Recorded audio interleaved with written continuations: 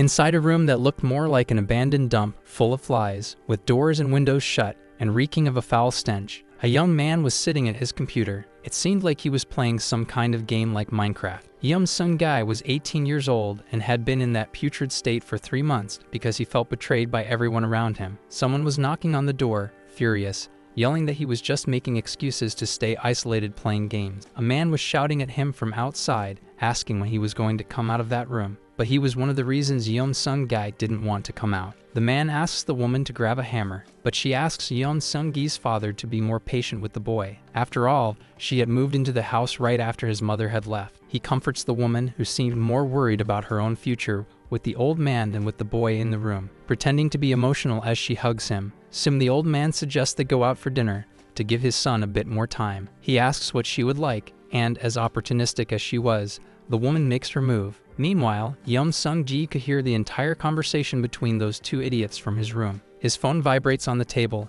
and a message pops up. Someone named Kim Sung-hwan writes saying that Yeom Sung-gi's suspension had been lifted, and that he could now return to school to get beaten up. Well, he was one of the reasons the kid ended up like that. 3 months earlier in a Korean school, a guy raises his fist and lands a blow squarely on someone, sending him flying. The rest of the gang watches and mocks the boy who was getting beaten, but one of them seemed to feel guilty. The boy who had been hit was Yeom Sung-gi, and the gang leader tells him to get up so he can hit him again. Yeom Sung-gi crawls closer and begs Sung-hwan, the very boy who looked uncomfortable, for mercy because they had been friends since elementary school. He looks at his old friend lying on the ground and remembers the past. But he's quickly snapped back when the gang leader asks if he was really friends with a loser like that. So that's why he couldn't hit the kid and acted like a coward, they remark. To protect his reputation, instead of saving a friend, Sung-hwan decides to kick him. He keeps up the act, saying they were never friends. Where had he gotten that stupid idea? Sung-hwan keeps hitting him non-stop. The other two keep fueling the humiliation. Even all bruised and swollen, Yeom Sung-gi speaks again and tells him to never dare call him a friend again. He didn't want to be a loser like Yeom Sung-gi. Back to the present moment, he was still immersed in his game. It really did make sense that he wanted to stay in that continuous isolation. On his screen, the game asks whether he wants to save the Hellcraft map. He clicks yes and decides to upload that new map to the game. While it was uploading, he took the chance to review some of the map's features. At least in that world reflected on his monitor, he wasn't betrayed. The young man posted the link to the new map on the game's blog, and soon after, several users sent messages thanking him for that new creation. Lying in bed, Yeom Sung-gi tried to convince himself that that was all he needed. But even though he wanted to believe that staying in his room and creating maps was enough, it wasn't true. In truth, he felt lonely and afraid that if he went out, he'd be betrayed again. After some time asleep, he got up again. Most likely, his father and that woman were already asleep. He went back to the computer to check the reviews on the map he had created. There, more praise followed. Users loved how difficult and well-crafted his maps were. He was happy to know that people liked his work. Suddenly, a new message notification appeared in the corner of his computer screen. That message was a bit puzzling, as it was written like this: "Hello human, I had fun with the game. It really goes toe-to-toe with real hell. Could I speak to you in person to discuss the creation of hell?" Yeom Sung-gi felt like a child was inviting him to a job interview. Besides, how would they talk in person without arranging a location? A deep voice echoed from a shadowy place, saying that finding a human's location would be nothing to him. A snap of fingers followed those words. Suddenly, a fiery portal began to open inside the teenager's bedroom. He looked at that light in shock, thinking his room was on fire. But out of nowhere, a figure started to form amidst the flames, scaring Yeom Sung-gi even more. The demon's deep voice reverberated through the room as he introduced himself. He said he was the master of the 20th hell that was about to be created, and his name was Baphomet. The protagonist let out a sigh. Surely depression and months of isolation had finally driven him insane. He was hallucinating ghosts now. Footsteps were heard as Baphomet approached and lifted him by the arm, saying he was no mere ghost or hallucination. He had come for him to make use of the boy's talent. Yeom Sung-gi was in shock. It was actually real. He broke free from the demon's grip and tried to back away, but Baphomet told him to calm down, because if he didn't, he'd rip out his brain and eat it to absorb his knowledge. Now sitting as if they were in a job interview, the two stared at each other while the boy opened a can of soda. So he was a real demon, the boy asked. And Baphomet said he wasn't just real, he was one of the upper demons, as if it were the most normal thing in the world. He drank from the soda can, and Yeom Sung-gi asked if he had seen the Hellcraft map he had created. Baphomet said yes, and added that he was impressed by his skills. That map wasn't particularly impressive, yet despite being inescapable, he had made it look like there was still light at the end of the tunnel. a false hope, cleverly designed as traps to torment players. Despite the cruelty, it maintained a certain dignity in its design. Yeom-sung-gai looked at him, thinking he had created the map inspired by his overwhelming resentment. The demon said that hell was starting to run out of space and needed to be expanded quickly, and Baphomet had been chosen to be the master of this new hell. Therefore, he wanted Yeom-sung-gai to be the creator. He wanted this new place to resemble Hellcraft, or perhaps be even worse. The boy thought deeply about it, but he had no intention of getting involved with the demon. He just wanted to keep living the way he was now. Amid all that garbage, how could he be satisfied with such a miserable life? Baphomet questioned. He still had one more offer to make. With the projection of a new hell, they'd need to run some tests before the official opening. That bit of information made the boy a bit more interested. So the final proposal was that if he created that hell, he would have free will to imprison any sinner he wanted in it. Those who had betrayed him. Wouldn't he like to send them to a hell of his own creation? It seemed like Yeom-sung-gai had made his decision. Due to his weakness and hatred toward those who had wronged him, he decided he would be the new creator and took the key that was offered to him. If accepting to create a hell meant he could take revenge on those worms, he would do anything. Without a second's hesitation, he grabbed the key as if he had been waiting for that moment all along. Baphomet clasped his hands together, and from that moment on, their contract was sealed. Baphomet asked what kind of hell he would like to create, because to create a hell, 2 essential elements were necessary. The boy asked what those things were. The first was that hell needed to have a crime as its theme, such as the hell of greed, the hell of lies, among others. So he'd have to think of another sin or crime to use. Since greed and lies already existed, he would have to come up with a main theme that involved the people he wanted to punish. And the second rule was that hell had to have an architecture that was inescapable. The purpose of hell was to torture its sinners forever. So if souls managed to escape, that hell would disappear and its owner would face death. In other words, if there was any flaw in the hell created by Yeom-sung-gai, Baphomet would be held responsible. But he had nothing to worry about, the demon replied. If a flaw did appear and he ended up dying, he'd make sure to destroy the young man's soul first. Yeom-sung-gai swallowed hard for a moment. Well, it was time to begin. Baphomet snapped his fingers, and everything around them began to change. The clouds turned red, storm lightning filled the city's sky. One of the bolts struck the young man's house and affected his computer. Gradually, the game on his screen began to change its design. As he used the game to program the new location, the demon's subordinates would be building it in real time. It seemed like everything in Yeom-sung-gai's computer was completely connected to hell. It was time for that human to show what he was capable of. A construction sign was placed, and Baphomet calmly watched it all unfold. He seemed to have really liked that soda. He was drinking one after another. His subordinates looked ready to begin construction. They were just waiting for Yeom-sung-gai's command. An arrow appeared, and the foreman gave the signal to the small minions. They all moved to an area where they started building block by block. Meanwhile, Baphomet observed the human in his room. Since they had made the contract in the human world 7 days, 4 hours and 37 minutes had passed. That human, without even sleeping properly, was creating a magnificent castle at first glance. Was that human special, or was it his hatred that made him special? The demon wondered. He had definitely made a good choice. From Baphomet's screen, he heard Yeom-sung-gai say the project was done. He clapped and congratulated him.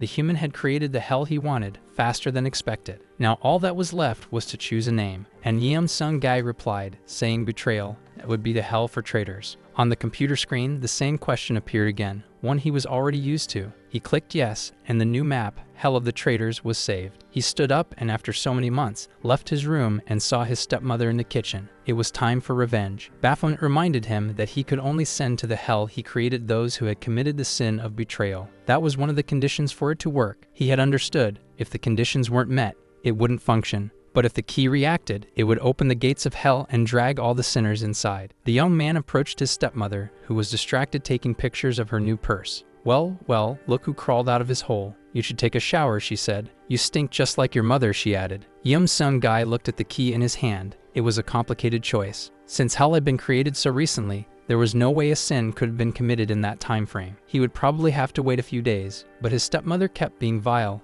asking why he had to come out of the room while she was around. Meanwhile, she was picking which purse photo to post. The more she complained, the more he wanted to send her to his hell right away, because she was definitely scum who deserved to suffer. At 23, his mother had been sold into an arranged marriage between families. Because of that, the poor woman had suffered at the hands of her husband's relatives her entire life. Even so, she always smiled at Yeom-sung-gai whenever he was nearby. Everything had gone wrong. She was probably the one who should have cried the most, yet she kept that smile on her face. Yeom Sung-ji couldn't stand hearing the fights and seeing his mother show up hurt afterward, acting like nothing had happened. But eventually she lost her place at the table. If it had at least been for love, it would have been less infuriating. Being replaced by a younger woman clearly only interested in money. The worst part was that Yeom Sung-gi would hear her bad-mouthing his father to her friends, and the Viper never bothered to hide it, even threatening him. If he didn't want to be kicked out like his mother, he'd better stay quiet. She was nothing but a parasite who wanted to spoil herself at others' expense,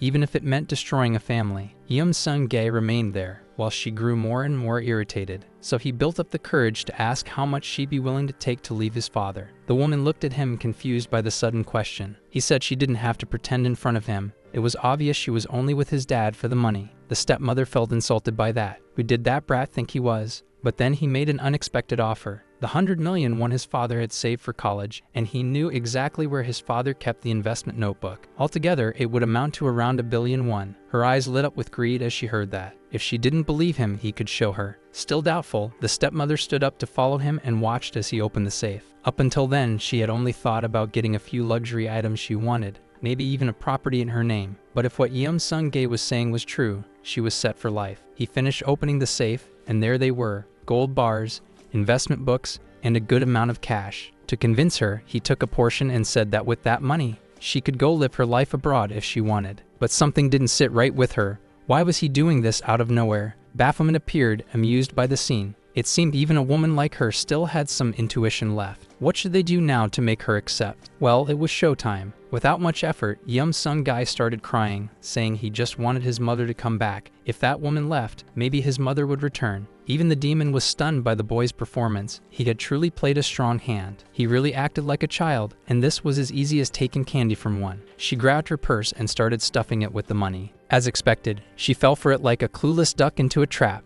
With that, the sin of betrayal against his father was complete. She asked for the bank and card passwords, but he said that wouldn't be necessary, not in the hell she was about to go to. The woman turned to look at him, confused, and the key began to glow. Yeom Sung-gae inserted and turned it. Lightning spread across the room and a door appeared. A sinister click was heard and the door opened. Scaled tentacles appeared out of nowhere and began binding the traitor, dragging her straight to hell as she screamed in despair. But her screams vanished the moment the door closed. Yeom Sung-gae had just sent a living person directly to hell. She landed in a concrete room, completely inescapable. Suddenly, the walls began to close in, making the space tighter and tighter. Baphomet watched everything through his viewer. He asked if Yeom Sung-gae wanted to see, but the boy said he was feeling a bit nauseous. The demon asked if he was feeling guilty about what he'd done, but he was caught off guard when he saw that human laughing. Yeom Sung-gae rushed to put on his school uniform. Having been secluded for so long, he was thinner than expected. The demon stared in disbelief. It hadn't even been an hour since he'd sent that woman to hell, and he was already moving on to his next target. In response, the boy said that as long as the sword was in his hands, he would keep fighting. After all, an empty hell was no hell at all. Doing it for personal satisfaction might be questionable. But in the end, Baphomet had to agree. The screams of the damned are what make hell real, and filling it with more souls would be sophisticated. Yeom Sung-gae zipped up his backpack and got ready to leave. It had been 3 months since he last went to school, and without hesitation, he left home in search of the next sinner. Little by little, the hell of betrayal was growing in population. This was turning out to be more exciting than he'd imagined. Already at school, room 2, row 4, several people looked out the window. Someone joked, asking if it was some kind of celebrity, and they answered, saying Yeom Sung-gae was back. No one could believe what they were seeing. He really was back. But hadn't he dropped out of school? Why did he return? Everyone wondered. However, the real concern was that everyone knew the school gang would go after him again. And as expected, they weren't going to let his return slide. Everyone knew the atmosphere in the room was going to turn bad again. They were anxious to see what would happen,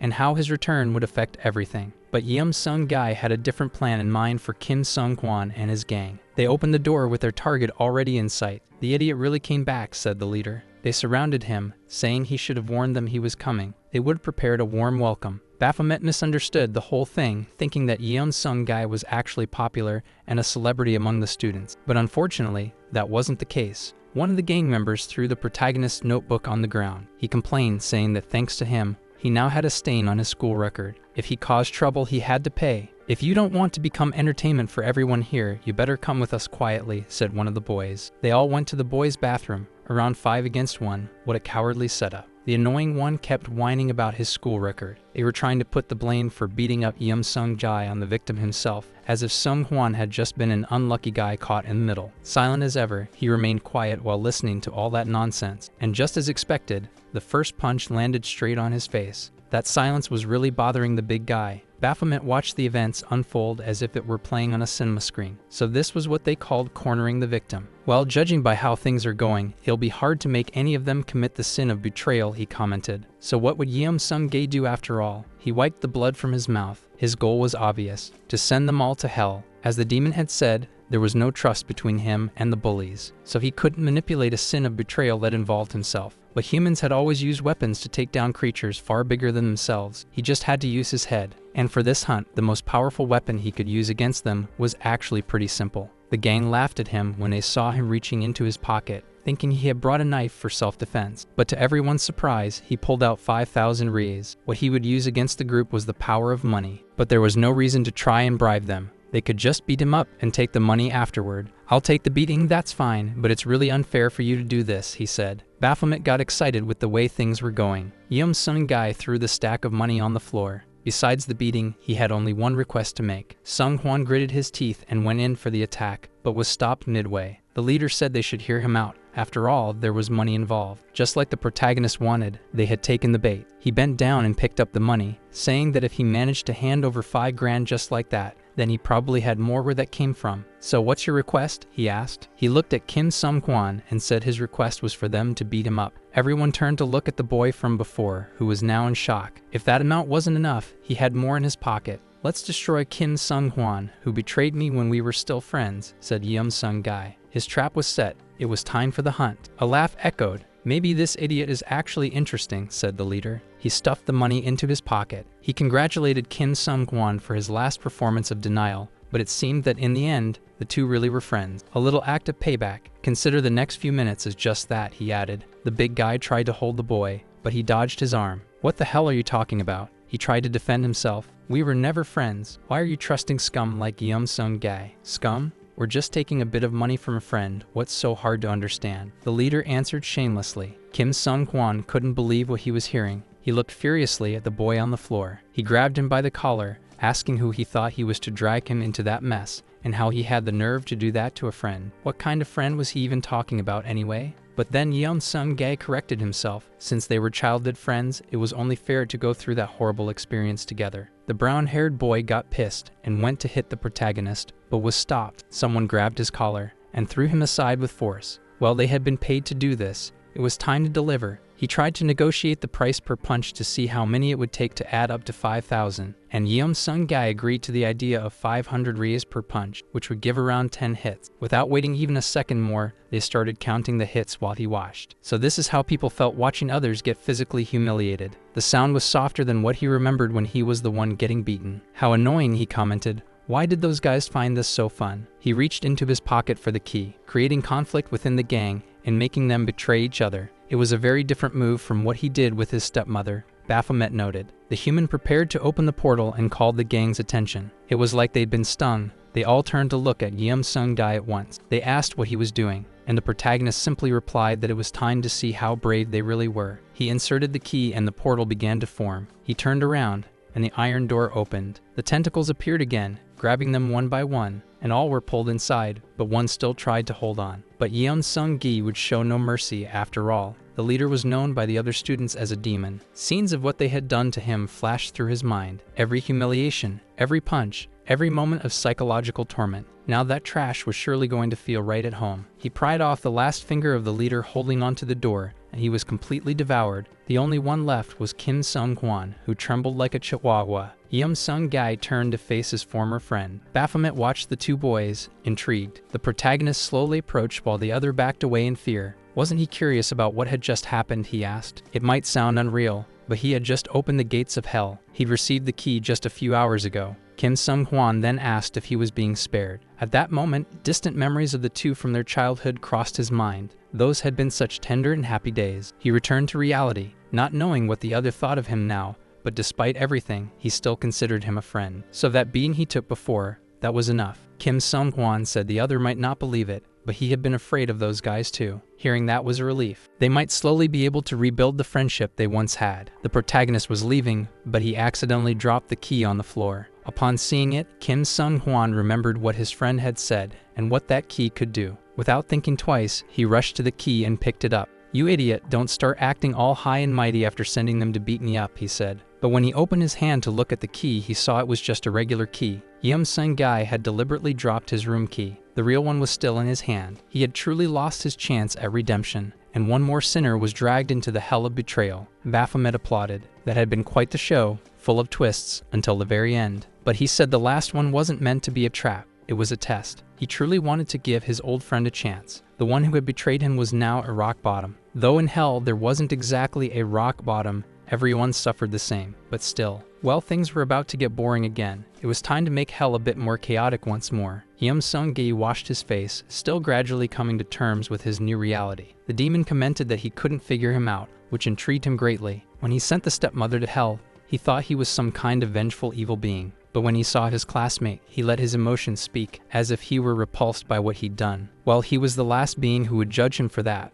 but some might feel suffocated in a way. Yeom Sung-gi turned off the water and said Baphomet could relax. He wasn't going to let any of that mess with his head. That discomfort he was feeling wasn't because he felt pity or guilt. He felt pathetic for not having erased those traitors from his life sooner, for letting them ruin it. More and more, that human surprised him. Baphomet was thoroughly impressed. He had made the right choice. The sun was setting over the city, and now he was finally home. But he couldn't say everything was in perfect shape. After all, there was a demon with his head sticking out the living room window in a very non-traditional way. It looked like he was watching a man enter the building. As soon as he was sure who it was, the demon announced that Yeom Sung-gi's father had just arrived. The young man remained silent, thinking. Baphomet was very excited to see what the next trap he would set would be, because clearly there was no bond of trust with his father, considering he had been reclusive for almost 6 months. And the money trap wouldn't work, since the money he had used belonged to the old man. Yeom Sung-gi said he didn't intend to use that kind of trap. He knew very well it wouldn't work. They both heard someone opening the door and entering the apartment. Baphomet was practically begging for a spoiler. The door opened slightly. It seemed that Yeom Sung-gi's father owned a small insurance company, and that company had very high premium rates. In other words, he made a living by denying payouts to people who regularly paid for premium insurance. His father arrived and asked who he was talking to. As if it wasn't enough to be locked up in your room playing video games, now you've developed schizophrenia, he said. Looks like you're becoming a failure just like your mother, the old man added. Yeom Sung-gi looked at the key glowing in his pocket and held it up to Baphomet. As he had said before, there was no need to use any trap on his father. Another victim had just been betrayed by that man today. Upon hearing what his son said, the old man prepared to teach him a lesson. But before he could complete the motion of the slap, Yeom Sung-gi activated the portal. He had thought about why his father had abandoned his mother, and why he was always so cruel to his own son. It seemed that his routine of denying people their rights had turned betrayal into a habit. The young man finished turning the key, and the iron gate opened once again. His father was confused by it all. It didn't take much. With just a goodbye, another sinner was being dragged into the hell he had created. The old man pleaded to be let go, but his son replied that where he was going, there was no escape. The gates closed, and the only thing left were faint remnants of screams coming from behind them. Baphomet watched the prison where the man had been sent, but aside from the sounds coming from his screen, silence reigned in the room.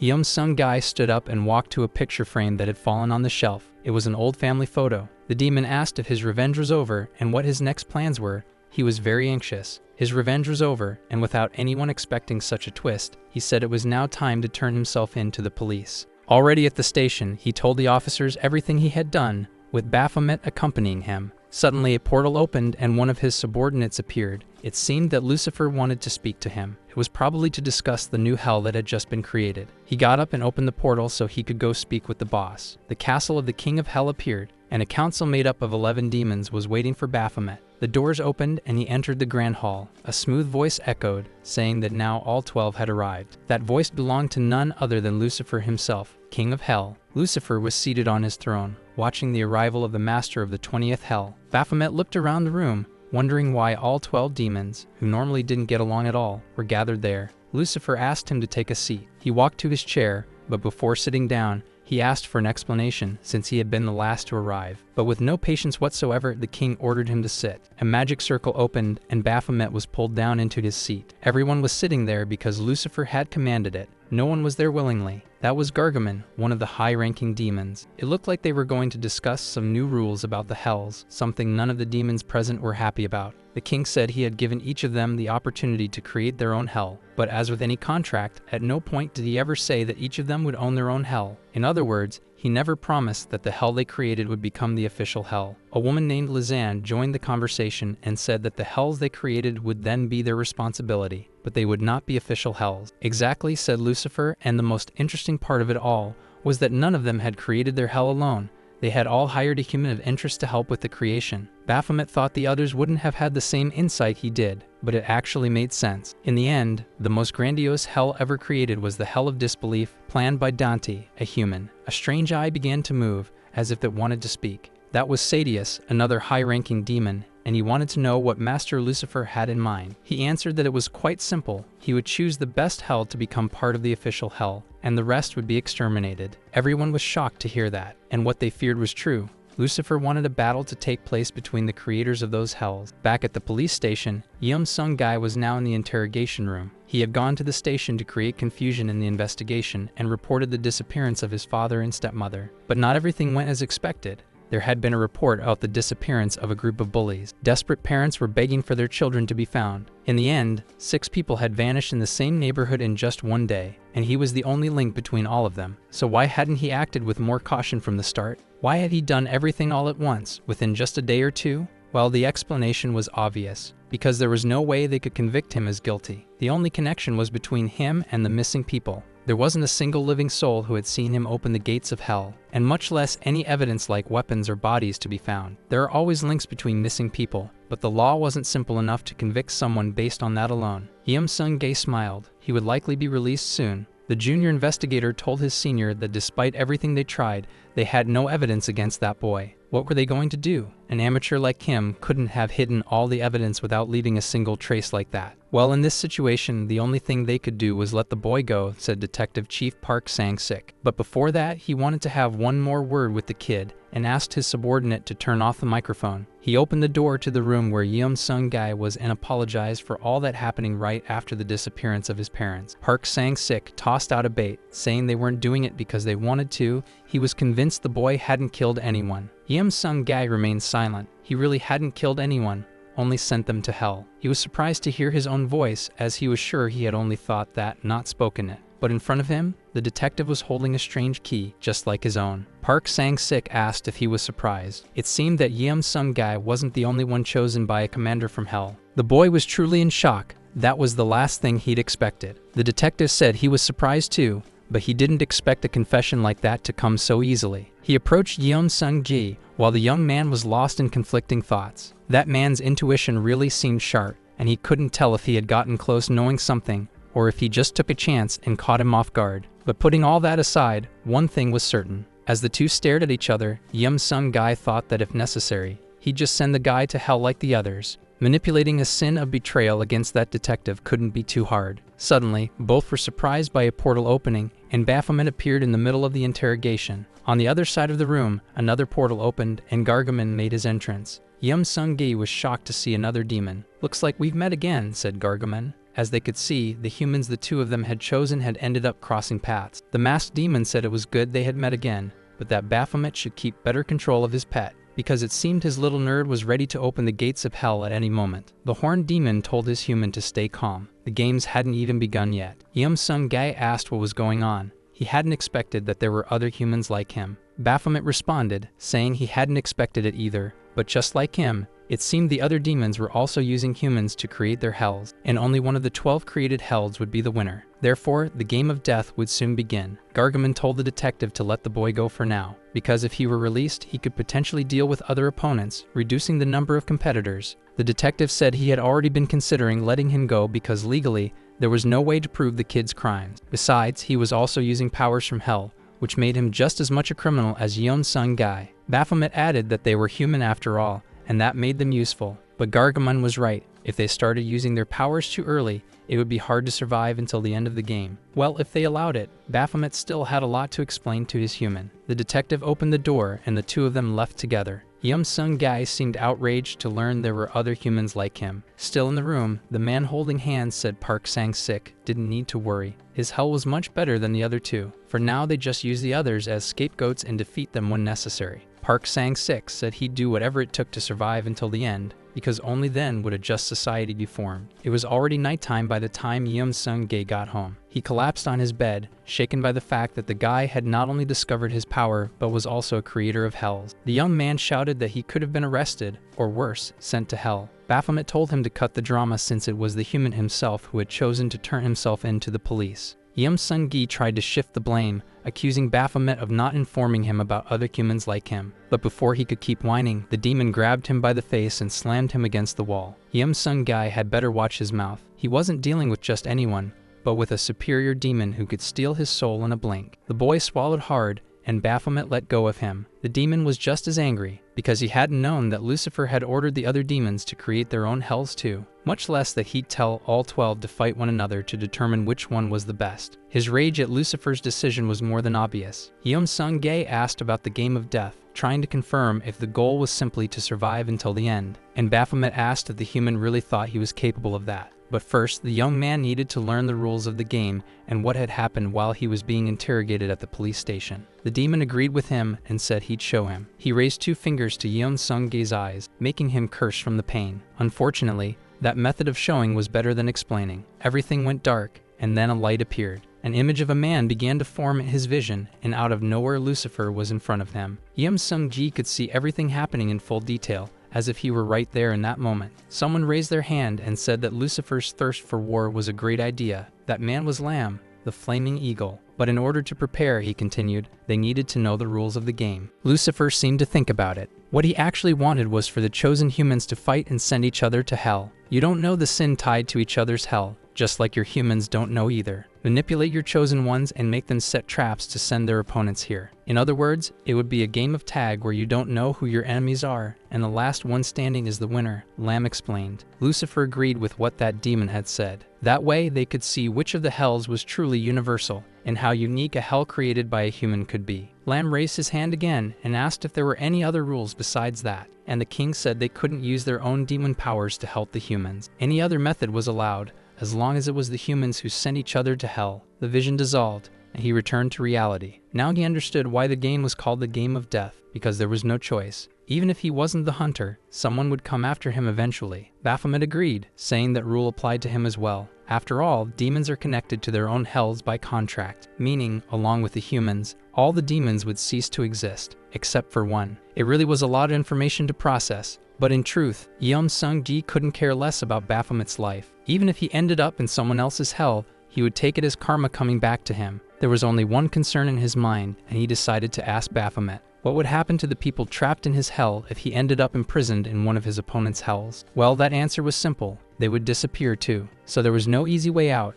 Sung-gai had to give his best, because he didn't want those bastards who were imprisoned to have a peaceful death. Baphomet shivered at those words. The young man he had chosen was insane. He didn't want to survive to save himself, but to ensure that his sinners kept suffering. Ensuring eternal suffering was the essence of hell. There was no way he could let what he had created fall apart like that. Right or wrong, Baphomet was glad to have a human like him by his side. Maybe becoming the master of a new hell wasn't such a distant dream after all. The demon reached out his hand and said he recognized him as his partner, and the two saluted each other. But from afar, it seemed someone was literally watching them. Sadius and his human, Che, were standing on top of a building, observing them from a distance. It seemed the games were really about to begin.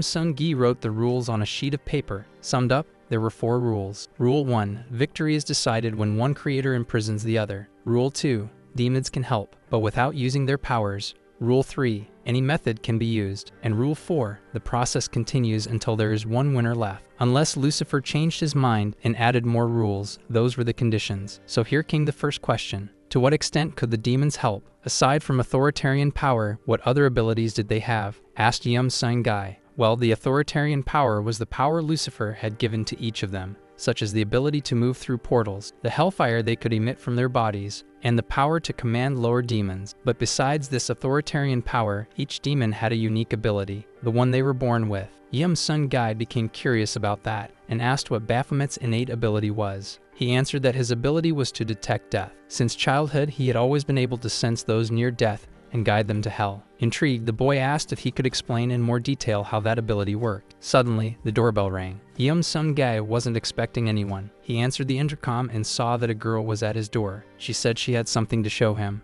Not really understanding what that meant, he replied with a yes, and out of nowhere, she began to unbutton her blouse. Caught off guard, Yeom-sung Gai asked what she was doing and told her to leave before he called the police, then hung up the intercom. Baphomet stuck his head out of his room, and suddenly a miasma began to fill the space. That was the essence of death, just like he had mentioned earlier. That woman at the intercom had come to try and take Yeom-sung Gi's life. The boy was surprised to hear that, but soon his brain kicked into gear. He'd been reclusive and hadn't done anything to justify a stranger coming to kill him, so there was only one answer. That one was definitely also a hell creator. Hu Min-chae took the glowing key from her pocket. Yeom-sung Gi's reaction had been enough for the sin of lust to be activated. She put the key back in her pocket, and now all she had to do was break the door down and invade the house to send her opponent to hell. As a precaution, the girl confirmed with her demon, and Sadius simply nodded yes. His observation skills really were amazing. He had found a creator faster than she expected. And since he hadn't come out, all she had to do was go in,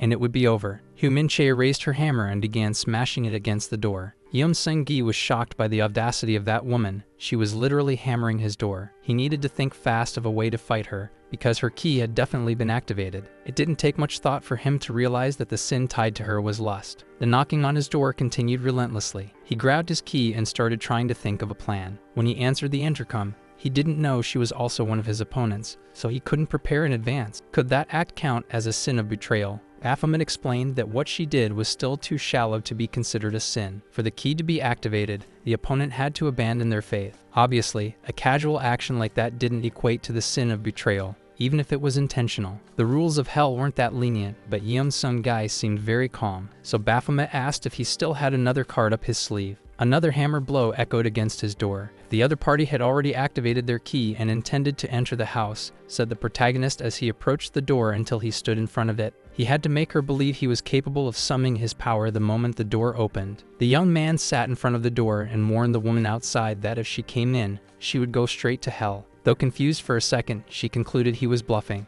and continued hammering the door. The girl confirmed what he had already guessed. She was forcing her way in because she had already triggered the conditions to open her hell's door. She finally managed to break the doorknob. Yeom-sung Gi gave her a second warning, saying that if she stepped in, she'd fall directly into his hell. Hu Min-chae definitely wasn't expecting that. He wasn't begging for his life, nor was he hiding from her. So could what he was saying actually be true? She wondered. Just as expected, she fell for his bait like a duckling. He asked if she was curious to know why he wasn't running away, and began explaining that the hell he was responsible for was the hell of invasion. She looked through the hole in the door, and the two stared at each other. It was, in fact, a half-bluff, but he had to play with the cards he had. There was nothing in Lucifer's rules that said he couldn't lie about the theme of his own hell. Baphomet looked at him with admiration. Despite the short time, he had already managed to come up with a trap. But as a human with high intelligence, Hu Min-chae also knew there was a high chance that it was a lie. The probability of it being a bluff was certainly over 90%. But what if in the end, it was real? What if she really opened the door and triggered the condition for Yeom-sung Gi's hell? She imagined that scenario and convinced herself she didn't want the game to end there. A moment of silence followed as she considered all the possible outcomes. Possibility 1. Insert her key into the lock and activate her hell, but in return, it might also activate her opponent's condition. Possibility 2. Retreat. But if she did that, the other player wouldn't fall for it again. Yeom-sung Gi would remember that attack and know the condition for activating Hu Min-chae's hell. In other words, a potential checkmate. Each option carried a big risk. What should she do? It seemed like Yeom-sung Gi was reading her mind as he commented on all the doubts and possibilities that had passed through her head. Then he offered her an option that would supposedly benefit both sides, which was the option of forming an alliance. She mocked that idea. After all, there would only be one winner at the end of that game, so if they formed an alliance, at some point they'd have to betray each other. Yeom-sung Gi kept trying to persuade her, asking if she really thought she could take on the other 10 participants by herself. That comment made Hu Min-cha hesitate. She truly wouldn't be able to use the same method she had used today on every other participant. Besides, there was a chance that he could form an alliance with someone else and leak the sin behind her hell to the other players. Then she wouldn't even be able to use her surprise attacks anymore. Not knowing what to do, she asked Sadius what the best option would be. But the demon replied that he also didn't know what the best decision was. Not giving her much time to think, Yeom Sung-gae gave her his phone number and said that if she wanted to form an alliance, all she had to do was call him. That way, she wouldn't trigger the conditions of his hell. Since she had broken the door, the police were probably on their way, so she better leave quickly. Even though she still wasn't entirely sure about it, Hu Min-chae picked up her phone and wrote down the number Yeom Sung-gae had given her. It seemed things hadn't gone the way she wanted. Apparently, her opponents really were on the same intelligence level as her. He held it in until she left, and then dropped the act. The games had barely begun, and he had already almost been eliminated. Baphomet commented that he suspected there might be a demon with the ability to detect other users, but he hadn't expected them to be the first. But more importantly, Yeom Sung-gi truly deserved praise. His quick thinking had surprised him once again. They kept talking and discussing their next steps. Yeom Sung-gae was making some changes to his hell through the game when a message popped up on his phone. Hu Min-cha had agreed to form an alliance with him for the time being. He looked at his phone, thinking that just surviving today was already a victory. If she leaked any information about their alliance or his power, Yeom Sung-ji could activate his hell of betrayal. That had really been a brilliant move. Meanwhile, at the police department, Detective Park Sang-sik was checking some confidential files. He seemed deeply focused in his research, looking for other creators like himself. Gargamon asked if he was using his power for that. It wouldn't be such a bad idea, but the number of missing people was too high, so even if he wanted to use his power, it was more complicated than expected. Someone seemed to enter his office and asked if he was already about to leave. The detective questioned what his assistant was doing there at that hour, and the young man replied he was just doing a small restock. The young man opened the drawer to put away his bag and took the chance to mention that earlier, they'd received a report of an attempted break-in at Yeom Sung-gi's house. It seems some crazy student had tried to invade his home. When the police arrived at the scene, the victim was fine and the girl had already left. Finally, he had a lead. He was sure the girl who went after Yeom Sung-gae was also a hell creator. Who would have thought that nerd was doing so well? He asked them to pull up the camera footage to find out who the girl that attacked the property was. In addition to the footage, the detective had one more request. He wanted his subordinate to keep an eye on the boy's movements throughout the week. But while the players who already knew each other's identities were analyzing one another, in another part of the city, the first elimination occurred. An old man was kneeling while a well-dressed man stood in front of him. It seemed that the man standing was Jam's player. The old man begged the young man to save him and complained to his demon, saying he wasn't the kind to commit sins. But the well-dressed man approached the old man, saying that sometimes your very existence is a sin. The fact that the old man was using up oxygen with his useless life was something that man simply couldn't tolerate. Even as he pleaded for mercy, the gates of hell opened and his soul was sucked in. His demon began to disappear, saying that this time Jam had gotten lucky. But before he could say anything else, the human stepped on the pink demon and called him incompetent. Jam asked him to stop, like it or not. That demon under his foot was from the upper ranks of hell. But without any fear, the man turned to him and said that if he didn't want that to happen, he'd better do his job right. The half-eagle demon stared in disbelief, wondering if he had really heard that correctly. But the human retracted his words, saying he was just kidding. They were partners after all. Well, now there were only 10 participants left. If they could capture them all, their utopia would finally be created. 3 days had passed since the incident with Fabiana, and Yeom Sung-gae had taken the time to rest as if he were on vacation from work. Baphomet stared at him, trying to understand what the human strategy was. 3 days ago, not only had they survived 2 competitors, but they had also formed an alliance, and yet surprisingly, nothing had been done since then. If they wanted to be the winners, shouldn't they be taking action? Yeom Sung-gae said he understood his frustration. He wasn't the type to just sit and wait either, so he was feeling restless too. The demon then asked why the human seemed so relaxed. Well, first off, a game like this was progressive. Toward the end, there was usually no time to rest or even gather information. In other words, once the game truly began, the two of them definitely wouldn't be able to sleep, always either the hunted or the hunter. Secondly, if he was starting to lose patience, then someone was bound to make a mistake. After all, there were always idiots who preferred to win the battle rather than the war. So he wanted to begin the hunt only when an aggressive player was drawn into one of his traps. His phone started ringing. It looked like Hu Min-chae was calling. Over the phone, she complained that it had been 3 days since they formed the alliance and he hadn't contacted her once. He replied that he had been strategically doing nothing, waiting for someone to commit the sin of invasion. She sighed in frustration and commented that while he was off the grid, an incident had already happened. Apparently, something interesting had been posted on Streamer, and he needed to see it. Hugh Min-chae sent the link so Yeon Sung-gi could also watch the video. A streamer named Gagaka appeared on his screen, and during his livestream, he said he was participating in some kind of game. Not just any game, but one similar to the Hunger Games, where none of the participants knew each other's identities. And since everyone's strategy seemed to be the same, hiding until someone made the first move, the game wasn't exciting at all. Being someone enthusiastic, he had expected this game of death to be filled with more screams and chases, so he decided to reveal his identity first. That way, the start would finally be triggered, and participants could choose between stealing his key or hunting down other players who targeted him. So he invited everyone to his house that very night at midnight,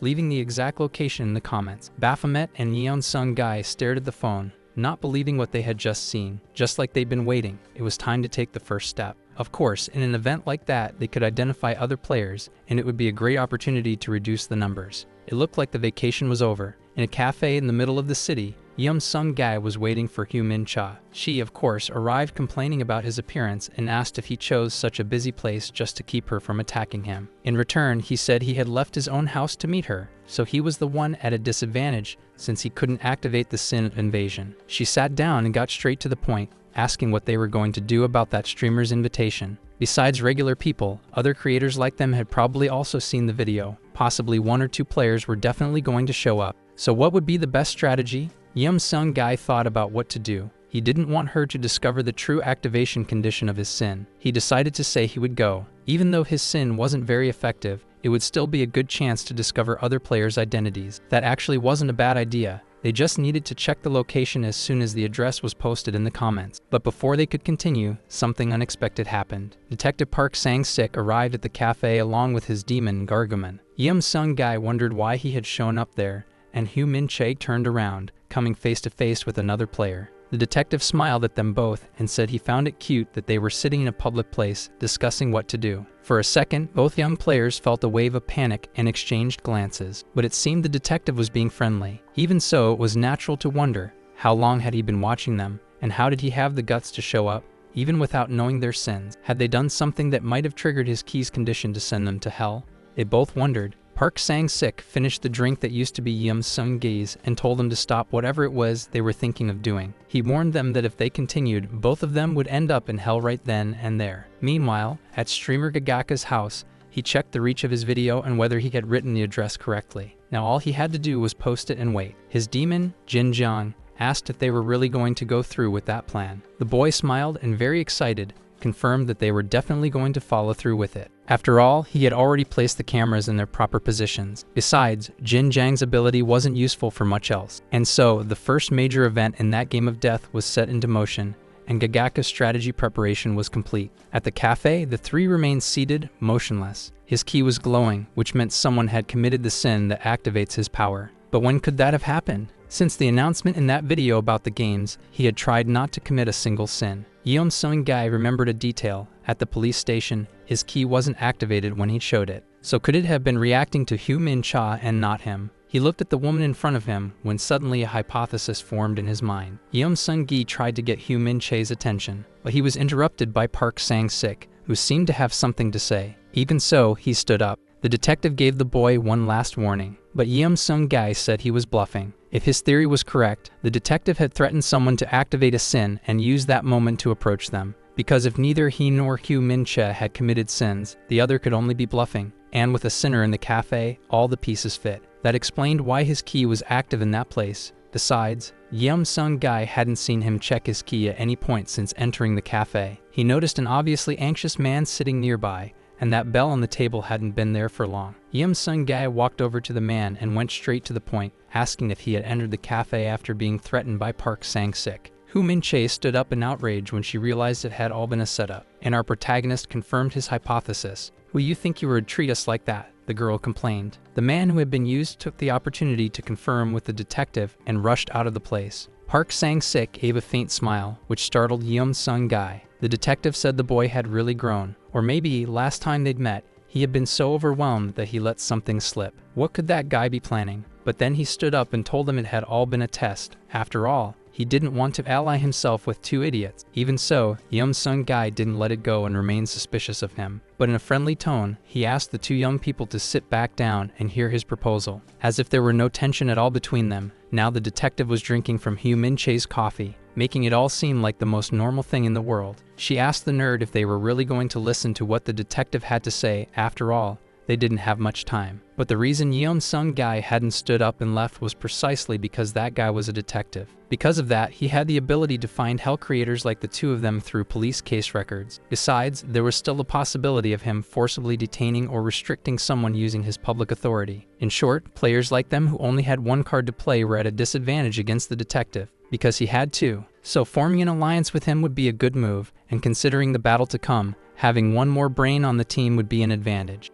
Sung Gi made his move and said he'd agree to an alliance if the detective revealed what his sin was. Well, asking for his sin like that wasn't something he could just hand over on a silver platter. Hugh Min Che commented that forming an alliance without knowing each other's sins wasn't a good idea. But the detective went on, saying that instead of revealing his sin, he had some excellent information to share with them. Like it or not, both were interested in the offer. The detective continued his speech by asking if the number of people they had sent to hell was still in the single digits, because so far he had sent 117 people to hell. As expected, Sung Guy and Hugh Min Che were shocked by that information, but they ended up disturbing the other people in the cafe and apologized for the exaggerated reaction. So having sent so many people to hell, he had managed to gather some information about how key activation works, like how long the key stays active, how far the person can be, and even how many people they can send at once. And the more people he captured, the more information he managed to gather. So the proposal was that he would share that information with the two of them in exchange for forming an alliance during the battle that was going to take place that night. Obviously, the two end up accepting the proposal and make their exit. Gargamon reappears, questioning whether Park Sang-sik hadn't given away too much information for an alliance,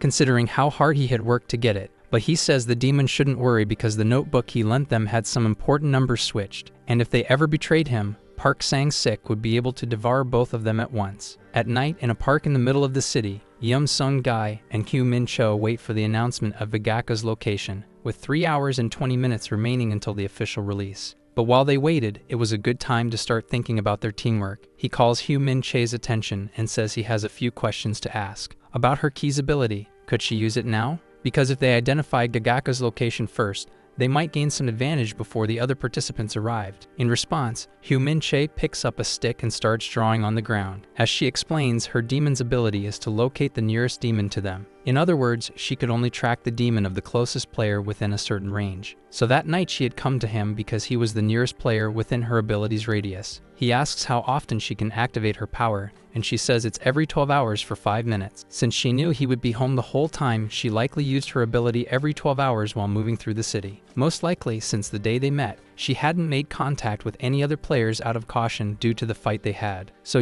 Sung Guy concludes that there were more people she had tracked but hadn't told him about. She wanted to keep that information to herself, but during the cafe incident, he had saved her. Therefore, it was only fair to repay the favor. Hugh Min Cha takes a deep breath and then exhales. Her hunt had produced 2 results. One of them was at the immigration gate at the airport, and the other was inside the meeting room of QS Corporation. In other words, one of the players was probably a foreigner, and the other held a high-ranking position in the TS conglomerate. Unfortunately, neither of them looked into a mirror during the 5 minutes she had, so she didn't know what they looked like. Just to be clear, she said she hadn't mentioned it earlier not because she didn't trust him, but because she had genuinely forgotten. She definitely didn't want to break the alliance. He thanks her and says that to strengthen their trust, he would explain a bit more about his abilities. What Baphomet could do was track the essence of death. In his case, it alerted him when someone wanted to kill, so if used properly, it could predict the future. That wasn't a bad ability at all, especially combined with the sin of his key, Hu Min-cha comments. Well, now that they knew each other a bit more, and there were still 3 hours left until the official release, it was best to separate so they could rest before the battle. She agrees, and Sung Guy says he'll send a photo of the detective's notebook so she can study it too. He raises his hand for a friendly high five and tells her to survive. After all, just like him, she wouldn't want her prisoners to have an easy death. That makes her remember why her sin's theme was lust. In a room, a cell phone is set up with the camera on, resting on a desk. A young man appears on the screen, and Hugh Min Che, in the background, asks why the camera is on. He says it would be fun because of the adrenaline and asks her to do it just this once for him. The next day, at her school, 2 guys suddenly start hunting her down. Inside her locker, several slurs had been written, it was easy to understand what had really happened from there. A man rubs his hands together, standing before Hu Min-che as her ex, apologizing and begging for mercy. But she says it was far too late. The damage was done, and her family had been destroyed because of him. Hu Min-che returns to reality and agrees that Yeon Sung-gae was right. She couldn't let the people in her hell die so easily. The two give each other a friendly high five and say they will survive until the end. Yeon Sung-gae was analyzing the notebook the detective had given him and making some notes when suddenly Baphomet appeared in his room. He begged the human to stop making him walk so much because his feet were hurting. After all, he was only used to moving through portals. In response, Yeon Sung-gae told him to stop whining, since other creators could also see demons. So Baphomet had to stay hidden to avoid being easily found. Considering how cautious he was being, the demon commented, "Wasn't he trusting Sadius' partner a bit too much?" He said he didn't see a problem, since he had lied about his real sin. Besides that, he needed her power for the battle. It was definitely going to be a numbers game, and other demons had probably formed alliances too. Somewhere in the city, Lam and two other demons were walking around, which proved Yeon Sung-gae's theory right. Those three were Lam, Bamfer, and Gordon Kilius. However, the alliance between them was different from the team of Yeon Sung-gae, Hu Min-che, and Park Sang-sik. Yoon Ning-han was clearly the leader of the three and treated the other two, and Yeon Hai and Jeon Jong-cheol, as his subordinates. He seemed to be constantly refreshing Gagaka's video feed, and finally, the address was posted. Yoon Ning-han called out to Jeon Jong-cheol, tossed a key into his hands, and ordered him to drive them to the location. He also told the girl who was kneeling that she would be the first to enter the place Gagaka had sent them to, and Yeon Hai asked why she had to go first. But before she could keep talking, he showed her the glowing key and said it was because she was incompetent and her life belonged to him. She was clearly uncomfortable with that threat. It was awful to have to follow orders from a bastard like him. Jeon Jong-cheol asked if they would be free after completing the task, and Yoon Ning-han replied that he'd release them anytime, as long as they became useful people, so they didn't need to worry. That way, all the participants were now heading toward the place Gagaka had posted. Let the games begin. The city looked peaceful at night, without the bustle of people passing through the streets like during the day. Yeon Sung-gae's group was now gathered near a parking lot. They were discussing the information written in the notebook the detective had given them. It seemed they could only drag up to 5 people at a time into hell. When the hell gate closes, it has a 1-minute cooldown before it can be opened again. The maximum distance between the gate and the sinner is 10 meters, even if the target is visible. If it's not within range, they won't be dragged in. Hu Min-che commented that he had forgotten one detail. Even if the key recognizes someone as a sinner, if the creator doesn't acknowledge that person's sin, they won't be dragged in. In other words, there were 2 conditions for the gate to work. The target must sin, and the creator must recognize them as a sinner. It seemed they had studied thoroughly, so the team's first goal was to spot and identify the other players. Second, gather clues about the other's sins. And third, all 3 had to survive. No matter the urge to reduce player numbers, they had to make it out alive. Hu Min-che asked about not taking risks to thin out the players, but Park Sang-sik replied that there was no reward for dragging other players into hell, so it wasn't worth the risk. However, if any opportunity allowed them to take someone out, they would do whatever was within their reach. He handed 2 walkie-talkies to the young pair. That way they could communicate better and warn each other if they spotted another user. In front of a luxury hotel, a car pulled up. Yoon Ning-han was trying to observe the enemy's movements using binoculars. Did they really have to be the first ones to enter? They didn't even know where the attack might come from. It was better to wait until other participants showed up and let them take the first risks. The boss was already getting irritated with all that whining. They had come there to try to reduce the number of players as much as possible. And as the 2 already knew, Yoon Ning-han had already sent another player to hell. One thing he'd learned from that was that when you send a creator to hell, you gain an extra ability. The 2 looked at him in disbelief. If that were true, getting an extra ability right at the start would be a huge advantage. The more cards you gather, the better your chances in the game. Soon, those 2 subordinates came to the conclusion that if they managed to eliminate another player, they could then free themselves from Yoon Ning-han, or at least rise to the same level as him. As expected, the 2 of them fell for his trap like clueless fools. If there really were such a reward, the game organizer himself would have announced it. He recalls the moment of his last battle. Right after the demon disappeared, he asked Lam if he had received any kind of bonus for that. Lam replied that he hadn't been informed of any new rules nor felt any changes. In that case, there was no need to kill other players with their own hands. They needed to rethink their strategy. And it was quite simple. He would use those 2 players as bait to be taken down by the new person who had emerged. And that way, he could gather information about the sin of the opponent's hell. With that, he could turn that new player into his slave and repeat the process until the end of the game. And in the end, kill his last slave to become the final winner. He gives a small cough to try and keep his expression under control. then continues his speech, saying everything he was doing was to make his allies stronger. Now they just needed to attach the cameras to their clothes and head out to battle. Meanwhile, Gagaka was watching the security footage he had installed in strategic points. Suddenly, two shadows form at his window. It opens and a woman enters,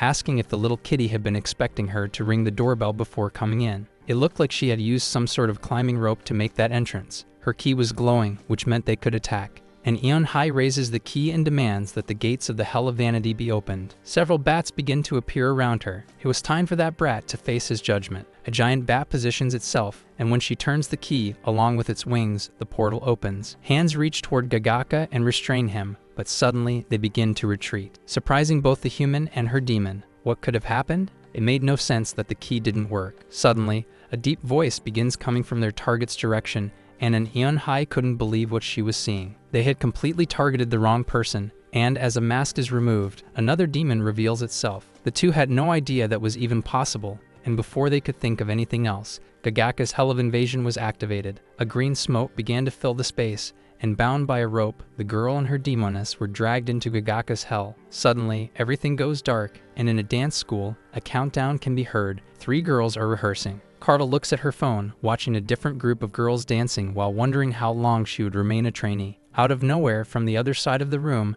a commotion can be heard and a guy announces that the girl beside him, named Yule, will be debuting. And Eon High was shocked by the announcement and questioned why that girl was debuting before the others she had trained with. He responds that it was a decision made from above and there was nothing he could do. So instead of complaining, why didn't she celebrate with the other girls? Whether she wanted to or not, she was crushed by the news, and someone approached her with a tissue in hand. That someone was Yule. She thought the other girl was being compassionate about her pain, but in reality, Yule tells an Eon High to try improving for the next evaluation. After all, she had been a trainee for 7 years. Maybe she really didn't have the talent, and perhaps it was time to give up being an idol because she was getting too old for that. Yule revealed herself to be a true snake in that moment. In a convenience store under the rain, an Eon High drank to drown her sorrows while watching that Dan girl debuting, because she had found out that Yule had slept with the company rep, and that's why she was chosen to debut. That same night, a light began to shine in her room and a woman, clearly not human, appeared before her. She had a proposal to make, and an Eon High didn't have the courage to refuse it. But when she reached her target and tried to send him to hell, she discovered she couldn't do it. Just because he was an executive from an elite company didn't mean he was a benevolent guy, and that made all of her effort look like a pathetic joke. He goes on to say that compassion is for the incompetent. He had only shown confidence based on evidence. While she was being dragged away, she thought that maybe she herself had been complacent for believing she'd survive after trusting a guy like that. And so, the terms had been fulfilled. The gate to hell was closed, and an Eon High was eliminated. As soon as it all ended, the demoness responsible for her also began to dissolve. Gagaka appeared, excited with that victory. After all, everything had just been a theory to try using Jinjiang's power in their favor. He was happy with the compliment, since his power was usually only used at parties to entertain other demons. Gagaka was clearly very pleased and satisfied with the result and could hardly wait to use it again. Jinjiang put his mask back on, and they got ready to deal with the next victim. The green light of the portal's activation could be seen through the window, and Yeon Sung-gi took the chance to use the radio and alert everyone. That light had definitely come from one of the players' portals. At least one person had definitely been defeated. From that moment on, Yeon Sung-gi began building his theories. After all, according to what was written in the detective's notebook, the player who had opened that portal and probably won the battle would have to wait at least 1 minute before being able to open it again. Should he use that moment to go in? Could he enter and leave within 1 minute without getting caught? But before he could continue, someone put a hand on his shoulder, which startled him. He thought it might be another enemy player. However, it was the detective, trying to stop him from going through with that idea, since doing anything without a plan in just 1 minute would be extremely difficult. So what should they do? Park Sang-sik said it was simple. He could just ask if everything was okay, since he had heard a scream. Yeon Sung-gi tried to argue, but then he understood. The detective was trying to enter Gagaka's room using the excuse of being a detective and having received a report. Whoever had won the last battle would have trouble sending a detective to hell, because if that happened, other police officers would probably show up and taken in as a suspect. So the roles of Yeom Sung-gi and Hugh Min-chae were to prevent other players from entering. He would find a way to deal with whoever was inside. So he headed toward the building. That detective didn't just have guts, he also knew how to think fast in situations like that. The reason they had been patient until then was exactly to wait for someone to start a battle so they could have a chance to intervene. But that was making Yeon Sung-gi anxious. Before he got caught and defeated, would he be able to send that guy to hell? As expected, The first camera had vanished, the girl was gone, but now he knew the theme of the opponent's hell. He threw the tablet aside and said it was time for them to make a move too. The elevator had arrived at the 7th floor, Vigaka's apartment floor. The detective stepped out and was immediately caught on the streamer's camera. He wondered if this was an easy target. It didn't seem like one of the residents. Park Sang-sik walked up to the door and rang the bell. The young man seemed excited by the idea. After all, the door was open, so the guy just had to come in. He went back to the closet and had his demon act properly, but Park Sang-sik kept knocking and said he was a detective and had come because of a report. It had definitely been because of the earlier noises and light, thought Gigaka. That was truly a serious problem, and just as the detective had planned, the young man had exactly the line of reasoning he expected. If I send him to hell, I'll probably be arrested, and if I open the door, it'll buy time for other players to show up. Well, the sooner he dealt with this, the better. So he went to the door and asked what report the detective had received. He said it was nothing serious, just someone reporting that a woman had been heard screaming in the next room, and asked if they could talk for a moment. Meanwhile, Yeon Sung-gae was watching from outside, wondering how he'd handle the task of preventing other players from entering the building. It was definitely easier said than done, but he had to find some way to stop them so they could continue with the plan. He called Hugh Min-cha on the radio and asked if she had seen any unusual movement. She replied that she hadn't yet and asked if everything was going well with the detective. Yeon Sung-gae says that he had gone to confront the streamer and they needed to make sure no one else entered. Hugh Min-cha replies that she'll stay alert, and he asks if she had already used her ability that day. She says she hadn't felt the need to use it until then since she had been with Yeon Sung-gae all day. So he asks her to use her ability at that exact moment because he had a hypothesis. What if her power wasn't tied to the nearest target, but to the nearest person in motion? So if she had the ability active and another player approached, her vision's target would likely shift. Hugh Min-cha had never thought of using her power that way before. After all, in every moment she used it, there hadn't been more than one player in the area in a way that would allow the target to change within 5 minutes. If his hypothesis was correct, they could distinguish players from ordinary people approaching the building. Because the streamer's building wasn't purely residential, someone could try to sneak in disguised as a delivery person or even a resident. And if it worked, they'd be able to identify the opponent before being identified themselves, creating an opening for a surprise attack. She grabs the walkie-talkie and climbs down from the ledge, calling out to Sadius right after. It was time for them to take action. As soon as the power was activated, she could see Yeon Sung-gae's hand. But just as his hypothesis predicted, her vision quickly began to change. She alerts Yeon Sung-gae that the two people approaching the building at that moment were also players. He asks if both of them are or just one, but since her vision keeps shifting, then it's likely both are. Now Yeon Sung-gae had a problem. If it were just one person, he could find a way to handle it, but two people made things complicated, because there was no way to craft a strategy where both would commit the sin of betrayal. And even if he could handle one, there was always the possibility he couldn't handle the second. He needed to stay calm. They still didn't know he was a hell creator, so he still had the element of surprise up his sleeve. As soon as he appears, the two start debating whether or not he's a player, just as expected. They wanted to avoid involving ordinary people as much as possible. Meanwhile, Yeon Sung-gae wonders whether he should keep pretending to be a resident, because even if everything went wrong for the detective, he still had Hugh Min-cha. He recalls all the decisive moments in his life, and escaping had always been an act of complacency. But he was tired of running from things. The young man clenches his fist, lost in thought. He had obtained the key to hell precisely to punish people, and once again, he was thinking of fleeing. Yeon Sung-gae remains still as the other two approach and ends up making a decision. He extends his hand and tells the two men that they shouldn't enter the building. Both look confused. While they had stopped, what should he do now? His strategy was to keep talking so the opponent wouldn't have time to think. It was like two strategists facing off. Yoon Han wonders if he was some ally of Vigaka he hadn't noticed before, but soon concludes that couldn't be the case. Since the streamer's hell was the hell of invasion, there was no reason for him to stop them there. So maybe he was from another group of opponents. However, that theory was also unclear.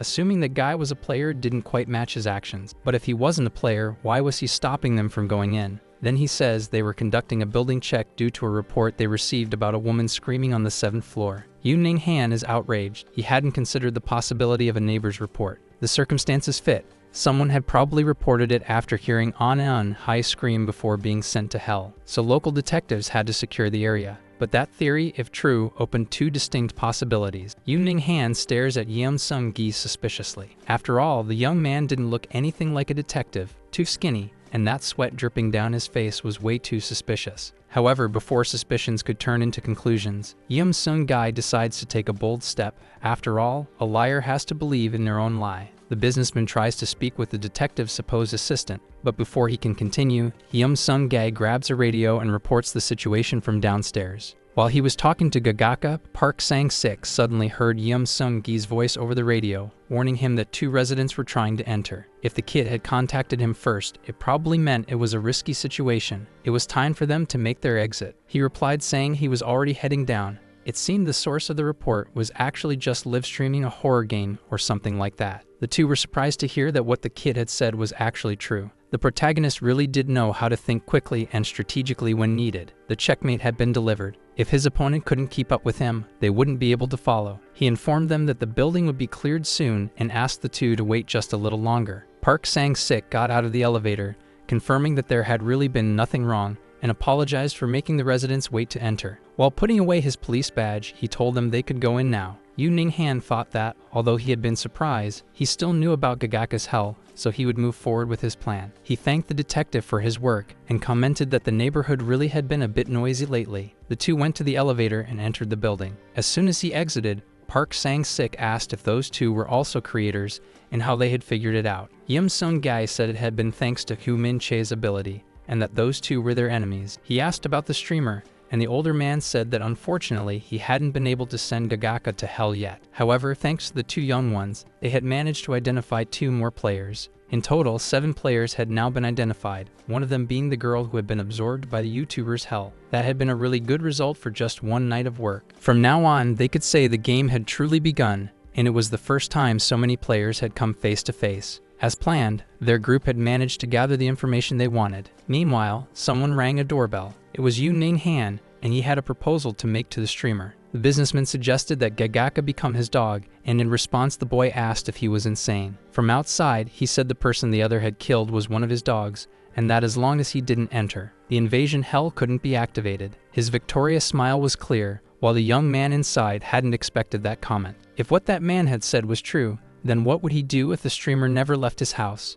The businessman answered that it was simple. He'd post someone to watch day and night, and the moment he stepped outside, he would personally show up. And let's say he didn't leave his house. How long could he last with the supplies he had? Even if he managed without ordering delivery, he'd last maybe 2 months, 4 at most. That brat had just signed his own prison sentence. Unexpectedly, instead of submitting, Gagaka rebelled and decided not to leave. The lunatic shivered with excitement. It would be a pleasure to torture him until he came out, and then he decided to leave. Gagaka discussed his new strategy with his demon, but unlike the boy, the demon was a little more pessimistic and asked if it was really worth buying time like that without solving the situation. But Gagaka answered saying that while time passed, someone else might end up sending that guy to hell. They just had to hold on a bit longer. But that method didn't last even a week. Every food delivery he ordered came with trash instead. And after reporting it to the police more than 3 times, they started thinking it was a prank. Soon after, someone cut the power, and the water in the apartments became contaminated. The anxiety of the enemy suddenly breaking in at any moment turned into insomnia. And when the freedom outside his apartment became more tempting than ever, a business card appeared under his door. "Get in touch if you've given up,"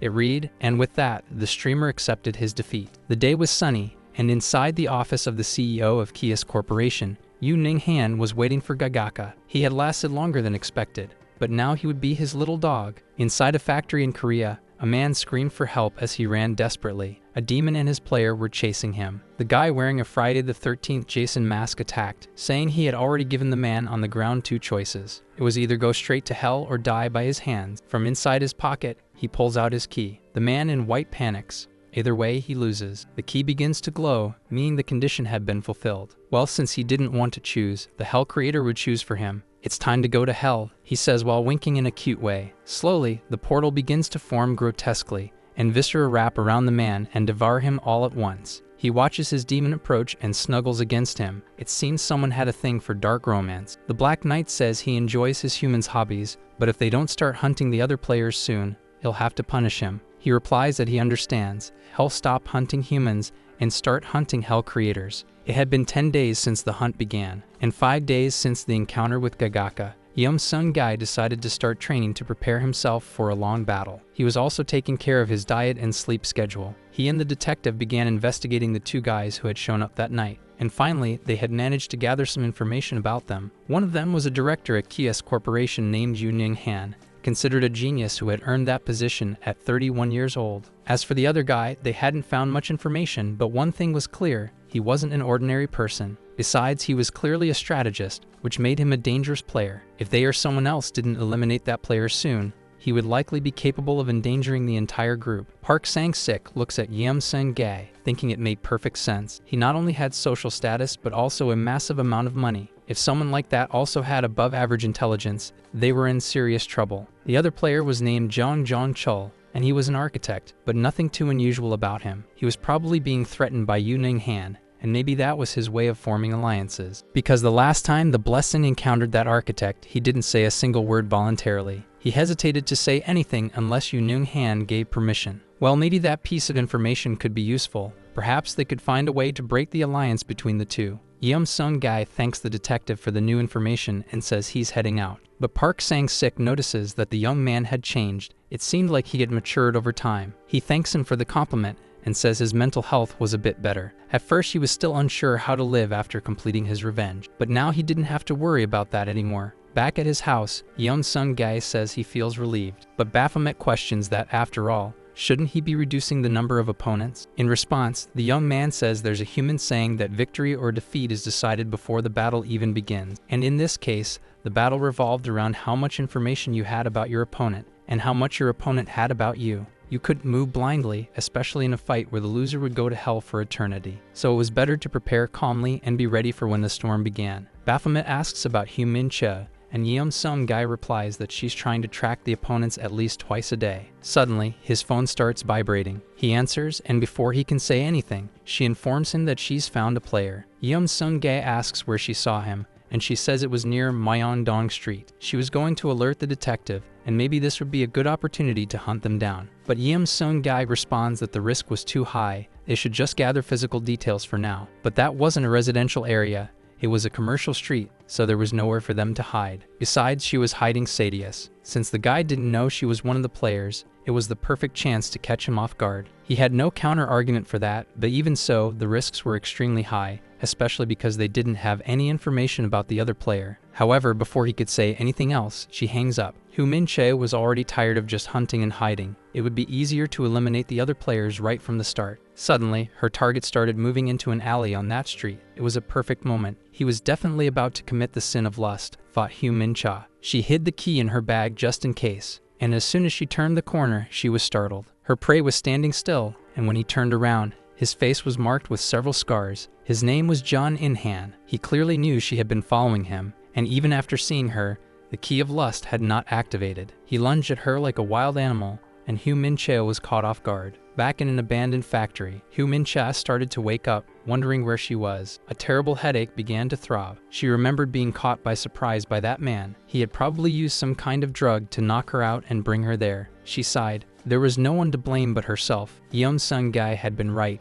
and surely he and the detective were looking for her now. She tried to calm down and think about what she could do next. Her key, phone, and wallet. Everything had been stolen. Even if she couldn't contact the other two, getting the key back would be complicated. The wall where she was being held was made of concrete, and the door was iron. Escaping would be hard. At least she still had Sadius to help her. She admitted they were in danger because of her, but they couldn't give in. They'd find a way to escape. Sadius started to cry, but she tried to stay positive. Even if she couldn't trust them 100%, she was sure the other two would find a way to save them. They'd worked together before, and her tracking ability was very important for building their game strategies. Sadius gradually started to believe what she was saying. It felt a little better. She picked up a block of concrete. Someone would show up for sure. She just had to stay alive until then. And Park Sang-sik had been right. As soon as Yeon Seung-ji could no longer contact her, he called the detective. He warned him about the girl's disappearance. There was a possibility she had already been sent to another player's hell, but also a chance she had been kidnapped. Park Sang-sik sighed. Teenagers really were a handful, and it would be dangerous if his identity was exposed because of her disappearance. But her ability was indispensable to them, so the two of them got ready to start searching for her. Baphomet was thrilled. They were finally taking action, and it seemed that this time they were sure they were going to win. The key issue now was whether Hu Min-che would be able to hold on until they found her. With her neck in his hands, John In-han said that for a girl, she had held out pretty well. It would have been easier if she'd just given up from the start. Apparently, the drug he used wasn't that effective on her. She called him a psychopath, a lunatic, and more. But those insults were, to him, the highest compliments. Meanwhile, Sadius and Black Knight were fighting too. But the fight for life was meant to be only between humans, and Black Knight's player had won. With that said, he threw Sadius far away. According to Lucifer's rules, demons weren't allowed to use powers beyond their own innate gift. The girl's demon tried to argue to buy time, but it was useless. John in hand was already making his next move. He hung her by her shirt on a hook and tied her hands and feet. Even then, Hu Min-che didn't lose hope. The man tried to understand what she was murmuring. She took advantage of his proximity, screamed in his ear, and then bit it, just to try and stun him. John in hand flinched in pain, and she bit down even harder. But then something unexpected happened. He grabbed a sharp object and cut off his own ear. If Hu Min-che wanted it so badly, she could have it. And about her friends, he knew they were coming because he'd seen her with the phone while she was following him. A red liquid dripped onto the floor, and that was why he hadn't killed her yet or treated her like a doll. Because Hu Min-che was nothing more, nothing less than his precious bait. Because of those words, the girl's hope slowly turned into anxiety. She was afraid of becoming her own team's downfall. He started to hum, saying that the preparations were ready, only the main course was missing. Meanwhile, Yeon Sung-gae was heading to the location Hu Min-che had told him about earlier. He knew that, given the number of people there and the time that had passed, finding his partner was nearly impossible. But the young man had an ace up his sleeve. He asks Baphomet to use his power to sniff out death. The demon says he'll show him and releases a cloud of smoke in his direction. Slowly, Yeon Sung-gae's eyes begin to adjust to this new vision. The only route where he could be putting his life at risk was the one leading toward Hu Min-che. If his theory was correct, the denser the smoke became, the closer he was to the location. This time, he could actually use that power to track them down. Baphomet observes him with a certain respect. Humans always manage to surprise demons, and in just a few minutes, he had managed to turn the power he was born with into something completely different. Like tracking someone, that was incredible. Yeon Sung-gae continued on his path, and as the sun began to set, he found the place where she was being held hostage. The first thing he does is grab his phone to send the location to the detective. Now the problem was figuring out how to get in. Someone pushes a cart toward Hu Min-che. She opens her eyes and sees various construction tools, like hammers and saws. If that lunatic was really inspired by movie serial killers, there was only one way to survive. She shouldn't let him take any pleasure in torturing her. For now, she would keep pretending to be unconscious. Just as expected, he tries to wake her, but she stays limp. John in hand really didn't want to touch her unless she was awake, but he was getting so bored. Her partners were taking too long to arrive, so he wanted to have a little fun in the meantime. He grabs her by the hair and says he knew she wasn't asleep. He didn't want to end her life, just torture her a bit. She closes her eyes, bracing for the worst, but then a noise is heard outside. Siren sounds were getting closer to the location. Black Knight asks if he had left any clues behind, but the human responds that there was nothing to worry about. He had chosen him exactly because he did his job right, so there was no need for doubt. Maybe another player had found them and called the police. Or one of the players was also a cop. Those were definitely the only two possibilities. They didn't need to worry. They just had to use Black Knight's ability. John in hand gives the activation command. The cars rushed as fast as they could. When they arrived, everyone prepared to enter. It seemed the person who gave the tip didn't want to show up out of concern for their own safety. After all, that young man was cautious and shy. Just tracking the place had been enough. Now it was time for the adults to act. It was an abandoned factory, but it looked like someone had built a structure inside resembling a haunted house. They needed to search every corner of the place. From what had been reported, a woman had been dragged there, and finding her before anything worse happened was the goal. Everything seemed to be going well. But why was Baphomet's power growing stronger? One of the officers walked through the building. Walking between those windowless walls was terrifying. He saw a silhouette, but it quickly disappeared. Claws stretch out from behind the officer, and moments later, he meets his end, just like in a horror movie. Black Knight had made his first move, and now, inside the armor, was John in hand, thrilled to have pulled it off with his own hands. The demon tells him to focus. His ability consumed his life. If he stayed in the armor too long, they wouldn't be able to keep playing. The human gets even more excited. He wanted to go after the others right away. The detective was also walking through the place. Something definitely felt off about that structure, which resembled the labyrinth. No matter how badly he wanted to find the girl, this was clearly a trap. He alerts the others over the radio, telling them to fall back. The structure was more complex than he had thought. They were going to need reinforcements. But no one responded to his message. Park Sang-sik begins to panic at the radio's silence. Something was coming toward him. He could feel the presence of death approaching more and more. As a good officer, he prepared himself for what was about to come. Suddenly, from his side, the armor appears. He notices it and manages to dodge the attack. The opponent gets excited by that. He shoots, but the armor doesn't even get scratched. What the hell was that? Was it a human? A demon? He was confused. The armor attacks again, and he dodges. With no better idea, he asks his demon what the hell that thing is, and he answered that it was the demon Black Knight. The detective questioned him about it while continuing to attack. As far as he knew,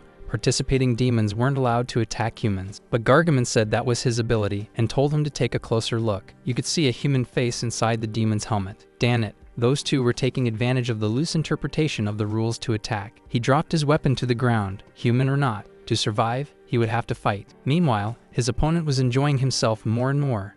Some guy started to worry about the delay and the noises he was hearing from inside. Suddenly, the detective came flying out of the factory's side door. The combined power of the demon and human was far more than he could handle. The young man was shocked by what he saw. Both the human and his armor approached the detective. His intuition was sharp, and he asked if someone else was lurking around. If they didn't show themselves soon, he would open the portals and swallow the detective. Hearing that, Sung-gae felt there might still be a chance. Park Sang-sik smiled faintly as he remembered his father wearing the Korean police uniform. His family lived together in a humble but well-kept house. A news report about a criminal's arrest was playing on TV, and Park Sang-sik watched it as if hypnotized. Out of nowhere, his mother smacked his head with a spoon, asking if he wasn't tired of watching that. But the boy replied that seeing that kind of news inspired him. His father would come home in the late afternoon, always bringing treats for him and his little brother. He always made a point of telling the most interesting stories from work. But one day, it wasn't him who came back. It was his coworkers bringing the news. It seemed that while investigating a criminal organization, he got caught. The man who had seemed invincible, who had even survived a stabbing before, lost his life due to the damage from multiple kicks. And the people responsible were too many for the main culprit to be identified. On the news, the report about the fallen officer was covered up so people wouldn't lose faith in the police. Staring at the TV in disbelief, he realized how unjust society could be. Angrily, he threw the remote on the floor and snapped. He decided to become a detective specifically to bring justice to his father. But sometimes evil ends up winning, all because of the loopholes in the law and backdoor deals driven by personal interest. Sometimes the ones responsible for enforcing justice stank worse than the criminals. Park Sang-sik hadn't become a detective just for his father, but to carry his father's will and try to end those injustices. Someone needed to clean up that mess. He wanted to offer justice to the weak, so he gave 100% of himself to his work. One day, something abnormal appeared before him. It was his chance to deliver justice with his own hands. Back to reality, the detective had been hit hard and thrown far. Jun In-han was enjoying that raw power more and more. He was barely standing, but still trying to stay in the fight. He couldn't lose like that. There were still many injustices he needed to judge. He pulled his key from his pocket and tried to open his hell, but his opponent grabbed his hand, saying that if he couldn't turn it, he couldn't open it. Even so, Park Sang-sik kept trying, but was soon knocked out again. As soon as his key hit the ground, Jun In-han kicked it far away. Gargamel said he couldn't intervene, but still pointed out how unfair that fight was. His opponent asked how he expected the fight to be, because as he saw it, no matter how many strategies the detective came up with, society hadn't evolved enough. Nothing was more pleasurable than being a predator, one who can simply dominate and devour its prey. In other words, no matter how smart the rabbit is, it can't stop the leopard. He prepared to deliver the finishing blow when another person drew his attention. Jun In-han stared at Sung-gae, wondering what that other rabbit was doing there. The detective also stared back at him, internally thankful that he had shown up. That psychopath wondered why so many creators had appeared at once. Meanwhile, the young man tried to stay calm, but his legs were trembling like leaves in the wind. Park Sang-sik hoped his ally had come up with a plan. Otherwise, they were screwed. The brute let go of his former prey, now focusing on the newcomer. He got ready. His opponent was a brute. He needed to play with his pride. And as expected, Jun In-han falls right into his trap. Sung-gae keeps his tough guy stance and calls him to a fight. The enemy heads toward him, getting closer and closer. When he's nearly there, the protagonist asks Baphomet to show him the scent of death at the lowest possible intensity. That's when he knew the fight was already won. Holding back until the last second, when his opponent throws the punch, he dodges. Jun In-han realizes that Guy managed to dodge a strike that not even the detective could avoid. He smiles, certain he would come out victorious. When he heard about Baphomet's power, he knew that with a bit of logic, it could be turned into a very powerful ability. One of its uses was to predict what the opponent would do and which path could be used to escape death. And in this case, since it was a physical attack, it became easier to dodge. In other words, by knowing exactly when he had a 100% chance of ending up 6 feet under, he could dodge attacks with precision. Little by little, Jun In-han grows confused about why he isn't able to catch his prey. And in his mind, Black Knight warns him that the more he moved, the more his life dropped. He needed to land the final blow quickly. Meanwhile, Sung-gae was silently thankful for his morning training. His stamina was great. He could keep up that speed for a while longer. He keeps dodging, forcing him to move even more. Confident in his victory, he keeps toying with his opponent's mind. His reflexes and physical condition had really improved. He hops back a few times, but Baphomet warns him about the time. They needed to find a way for the brute to commit betrayal. But Sung-gae refuses the suggestion. He had partners, and while he held the opponent's attention,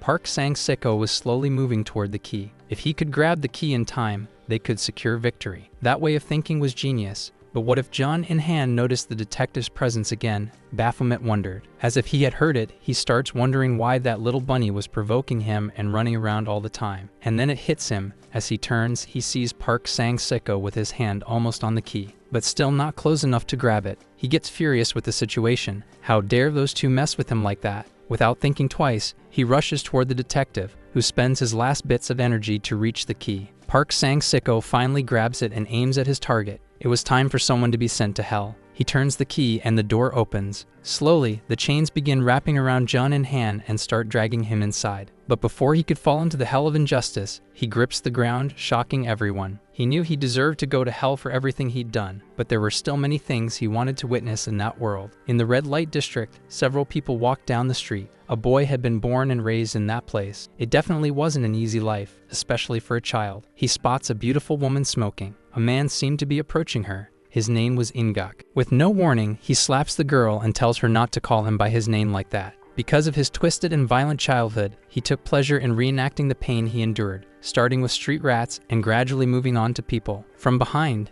Sung-gae comes in with a flying kick. He said he didn't care about the guy's serial killer past. Upon landing the kick, John In-han breaks free from the ground and is properly swallowed by the hell of injustice. Somehow, the fight was over, and they had come out as the winners. The detective was beginning to feel the pain more now that the adrenaline was wearing off. Sung-gae approaches and extends a hand to him, saying they needed to free Hu Min-cha. He jokes a bit with Sung-jae. It wasn't like him to act all friendly like that. The old man was tired. He joked that his nephew needed to carry him now. The winners of that round were Sung-gae and Park Sang-sik, strengthening their alliance. Still tied up inside the factory, the doors finally open and light pours in. They had really come for her. They took a beating, but they managed to achieve the objective. Sung-gae grabs a shard of glass and begins cutting her loose. As soon as she's freed, her legs give out and she falls into his lap. She always acted like she was strong, but now she was crying like a child. Having felt death at her doorstep was terrifying. He gave Hu Min-cha time to let her emotions out. Park Sang-sik, and he had sent that brute to hell. There was nothing to fear anymore. Gradually, the medical team arrived, and everything was arranged so it looked like the detective had rescued a kidnapped girl. Meanwhile, our protagonist hid in the shadows and left without leaving a trace. The killer had escaped and was being hunted. And with that, the case seemed to be closed. But the news report on TV about the case caught the attention of a certain businessman. Little by little, he started connecting the dots. That guy had appeared during Gagaku's battle, and now again in this case. There was a possibility that the detective was also a creator of hells. To the world, the culprit had fled and was on the run. But what if he was actually inside the detective's hell? Yu Ming-han decided to make a call to the CEO. He asked his boss to open an investigation into Park Sang-sik, under the excuse that he wanted to express his respect and gratitude for the rescue. Soon, he would find out if his suspicions about that officer were correct. At the hospital in the morning, Sung-gae was reviewing some documents while Hu Min-cha slept. Little by little, she started waking up and found a young man in front of her. He teased her, saying the brat had finally woken up. Without thinking twice, she jumped into his arms, knocking everything to the floor.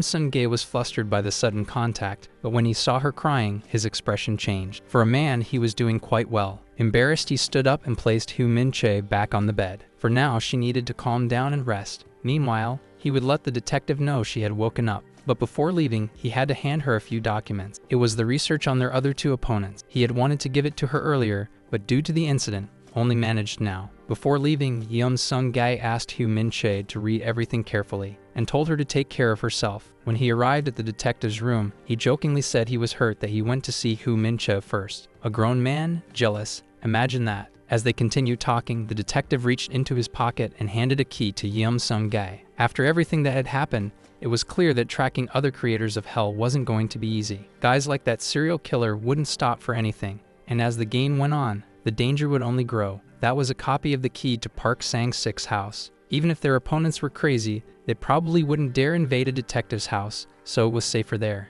Sung Guy agreed with that logic. In the end, having an adult to rely on wasn't a bad thing. He said he would move in as soon as he finished sorting out some things at home. But Park Sang-sik had one more thing to give him. He grabbed a notebook and handed it to Sung Guy. That notebook contained the correct information and numbers, unlike the one he had given earlier when they formed the alliance. For a moment, Sung Gay's whole world shattered, because that man's action could be considered a betrayal. If that triggered his key, it would be the perfect chance to eliminate him, because that detective by the end of the game would definitely be a formidable enemy. All his abilities were top tier, and based on their past battles, he would surely be the final opponent. What should Sung Gi do, he wondered, now that he had confirmed the crime? Should he save it for later or eliminate him now? Sensing that the boy seemed off, he asked if Sung Gi was feeling unwell. Sung Gi dodged the question and said he just needed to use the bathroom. As expected, his keys were glowing. Baphomet appeared and commented precisely on the change in the notebook's information and how much it could have put them at risk. As a result, the sin of betrayal had been committed. So it was the perfect time to finish off the detective for good, because he not only had a powerful ability, but also knew too much about them. The next time he betrayed them, it would probably be at a moment when Sung Gi would end up stepping into his hell. The young man gripped his key tightly. When the demon had given him the chance to create his hell, he chose betrayal because it was the sin he hated the most. But if he betrayed Park Sang-sik now, he would never forgive himself for being no different from the ones he had condemned to suffer. Thinking further ahead, what if when he grows old and dies, this betrayal becomes his karma, sending him to his own hell? In that case, he would have to see the faces of everyone he hated all over again, and that was the last thing he wanted. Baphomet listens and says that when he first met him, he wanted him to use his inferiority complex, his negative thoughts, and his anger to create the perfect hell. But the more he got close to those two humans, the more he felt that Sung Gi was becoming a completely different person. Human relationships and their attachments don't interest me. But if at any moment Sung Gi's choices threaten both of their lives, then Baphomet would make him regret ever making that decision. The young man agrees to the conditions but was sure he wouldn't let the demon regret it. Back in the detective's room, the three end up gathering and chatting for a while longer. Suddenly, a man approaches, and it's none other than Yu Han. He had gotten the information he wanted and decided to make his official appearance. After talking for a long time, Hu Min-che decides to return to her room to rest a bit more. In the hallway, without knowing who the other was, the two hell creators end up crossing paths. Yu Han enters the room acting all friendly, saying he was happy to see them again. But that instantly puts both Sung Gi and Park Sang-sik on alert. Dropping the act, he asks if the two were joining forces or planning to send him to hell. The young man becomes slightly wary, but the older one steps forward. Feigning ignorance, Park Sang-sik says he has no idea what he's talking about and asks how he got access to such a private room. In response, the businessman comments that the detective's acting deserved a Nobel Prize. Right then, they knew there was nowhere left to run. Yu Han continues his speech saying that officially, he was there just to congratulate a police officer who heroically saved a girl from a serial killer. But in truth, what he really wanted was to propose an alliance to the two of them. Sung Gi is caught off guard by that proposal, but what he wondered the most was how that guy had managed to track them down. Had he made a mistake that night? Or had he left some trace the day they saved Hu Min-cha? The businessman notices the boy's curiosity about how he figured things out. He says it hadn't been that hard after all.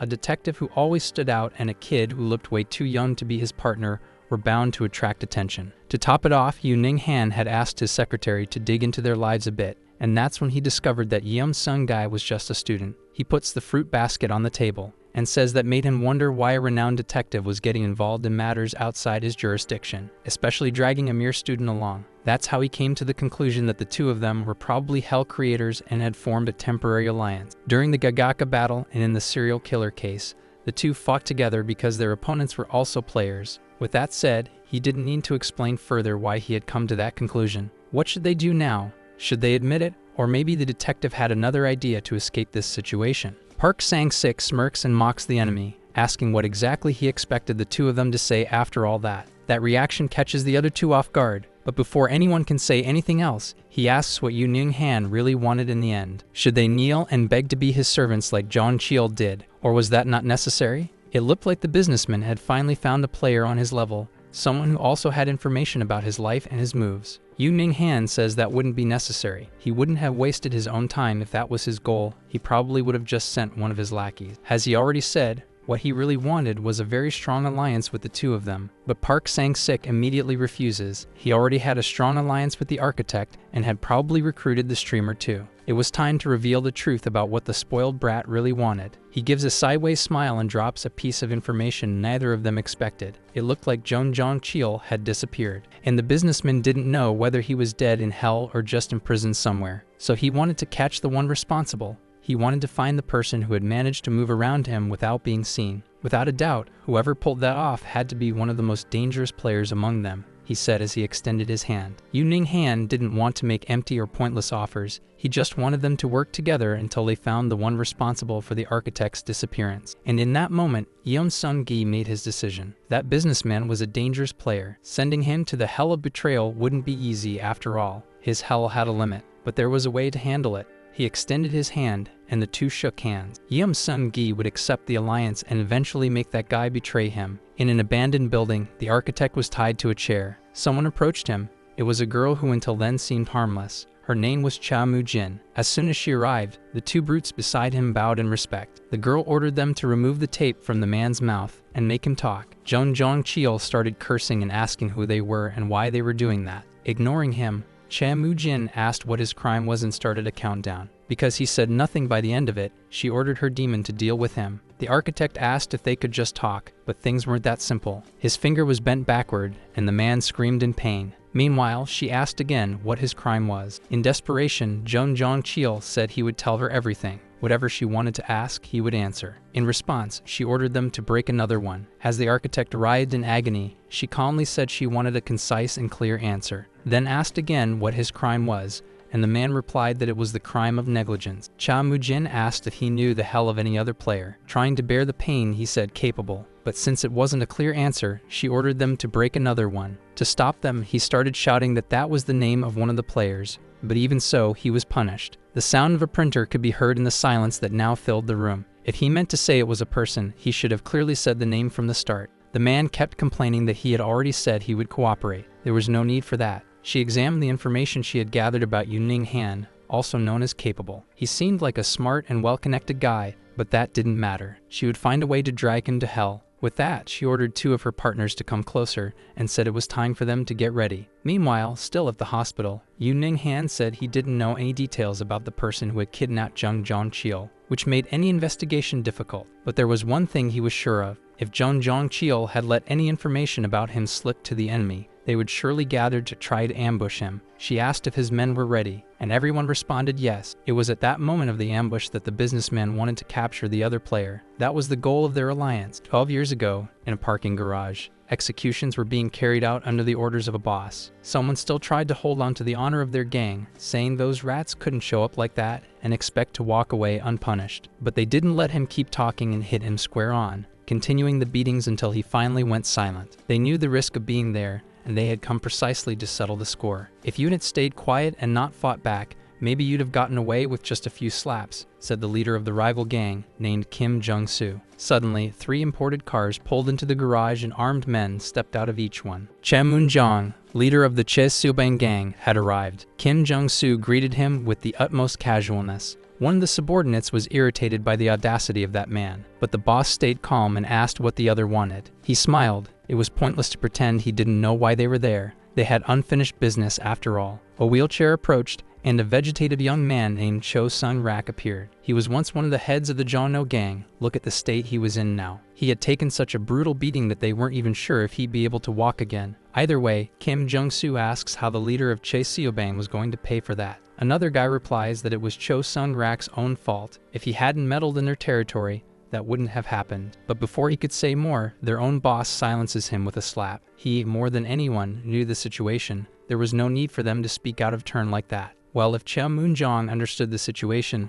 then that meant the old man was ready to pay for the damages. 2 suitcases are thrown at his feet, and the bold one says all he had to do was fill them both with dollars and share the profits from his territory with them. That way, the resources of the Che Seobang gang would belong to them, and they'd be able to grow faster. It was a shame the son of their boss ended up like that. So what was the old man waiting for? It was time to fill the bags, or they might as well just declare war already. Cha Moonjong asks his subordinate to bring his daughter, and so he does, bringing the little girl out of the car. She was only 7 at the time. Kim Jong-soo asks what the hell he was thinking, trying to use sympathy against gangsters. He gently caresses his daughter and says that the man in front of him had a debt to settle with him, and in that case, she would have to pay in his place. The old man pulls a sharp object from inside his coat. His enemy had said the son of his boss would never walk again, so if he did the same to his daughter, then they'd be even. Before anyone could say anything else, he slashes both of the girls' Achilles tendons. Everyone was in utter disbelief over what had just happened. No one expected that kind of twist. There were men there who had been gangsters for over 20 years and had never seen a father destroy his own daughter's health before. That had clearly crossed every possible line. While the girl struggles with the pain, her father caresses her again and says he owes her a great debt for that,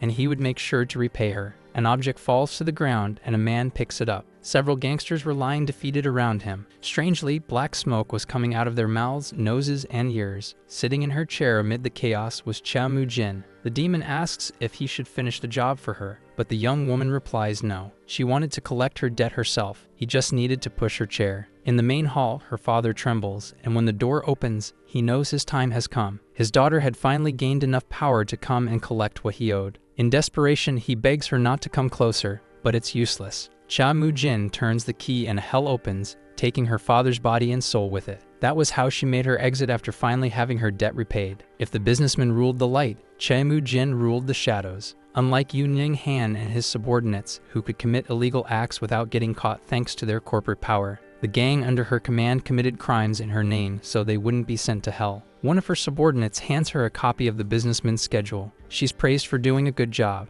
Now what were they going to do about that architect? He begs for mercy. He had handed over everything that was asked, and like it or not, he was also being used by Yu Ning-han. She approaches him and, looking him deep in the eyes, says she'd let him go, but he would owe her one, because she was sparing him, even though she could have taken his life right there. Jong Jong-chul accepts the terms. A debt was better than losing his life, so the gangster says to let the guy go. He still had some value left. She glances once more at the businessman's schedule and sees that the charity party would take place in 2 days, the perfect time for an ambush. Cha Mu-jin commands her men to gather as many people as possible. The day had come, and everyone was assembled. She asks if the men were ready, and they all answer yes. It was time to begin the mission. They all moved toward their respective cars. In a distant mansion, the party had already started, and Yu Ning-han was chatting with various important people. Suddenly, he spots his most anticipated guest. Yum Sung-gai and Park Sang-sik had been invited to the party to act as his lifeguards. But that wasn't exactly what they wanted. The detective said he was only there for the food. It was the boy who had accepted the alliance, not him. Yum Sung-gai told him to stop being dramatic,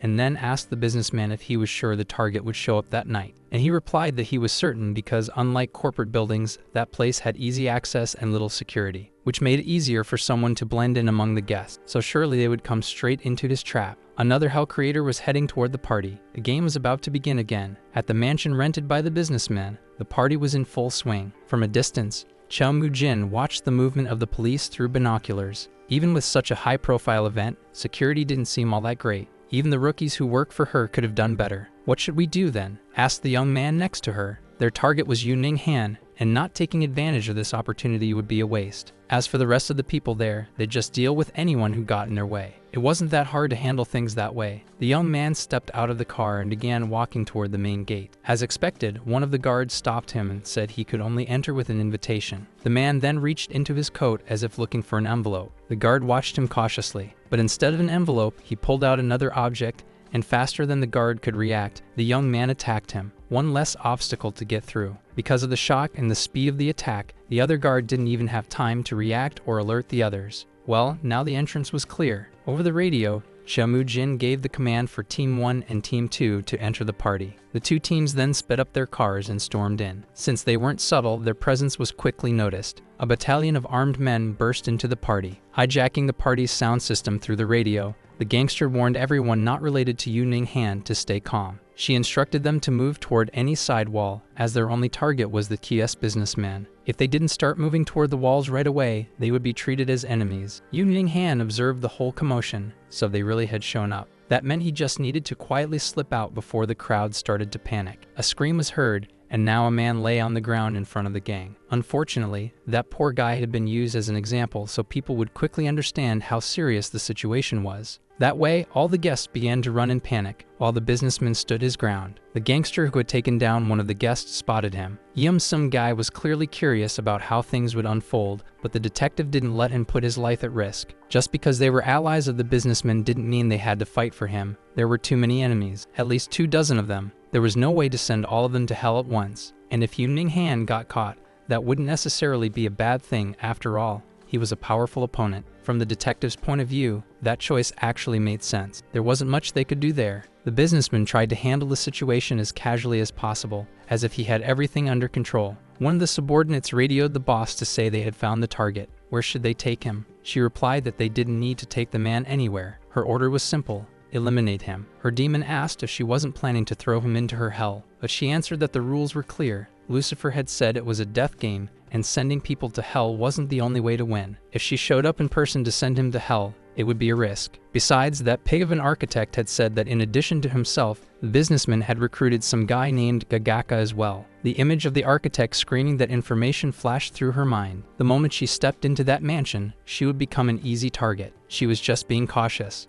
Although he understood what she was saying, her demon didn't really like the plan. After all, what he wanted was to see humans being sent to hell. She lets out a loud laugh and says that Cherubim didn't need to worry. As soon as that game was over, she would send every gang member who was present the day she got injured straight to hell. It seemed the businessman had everything under control. He snapped his fingers and said it was time to start the game. One of the gangsters asks if he had completely lost his mind, but little by little, armed men begin to emerge from the crowd and move toward the gangsters. The men start the fight, and it looks like those on Han's side begin to take the advantage. They might have known his entire schedule, but there was no way they could have checked the full guest list. Before the party even started, the businessman had prepared himself by hiring several guards to blend into the crowd. He instructed them to stay in character without raising suspicion and to keep an eye on everything around them. Chamu Jin wasn't the only one with powerful men at her disposal. He gave her credit for having the audacity to try attacking him, but what was she going to do now? In the shadows, the gangster smiles. Over the radio, her men report the appearance of the guards and that they couldn't even get close to the businessmen. So she gives the command for groups 3 and 4 to break in. Once again, more cars begin to move and enter through the mansion.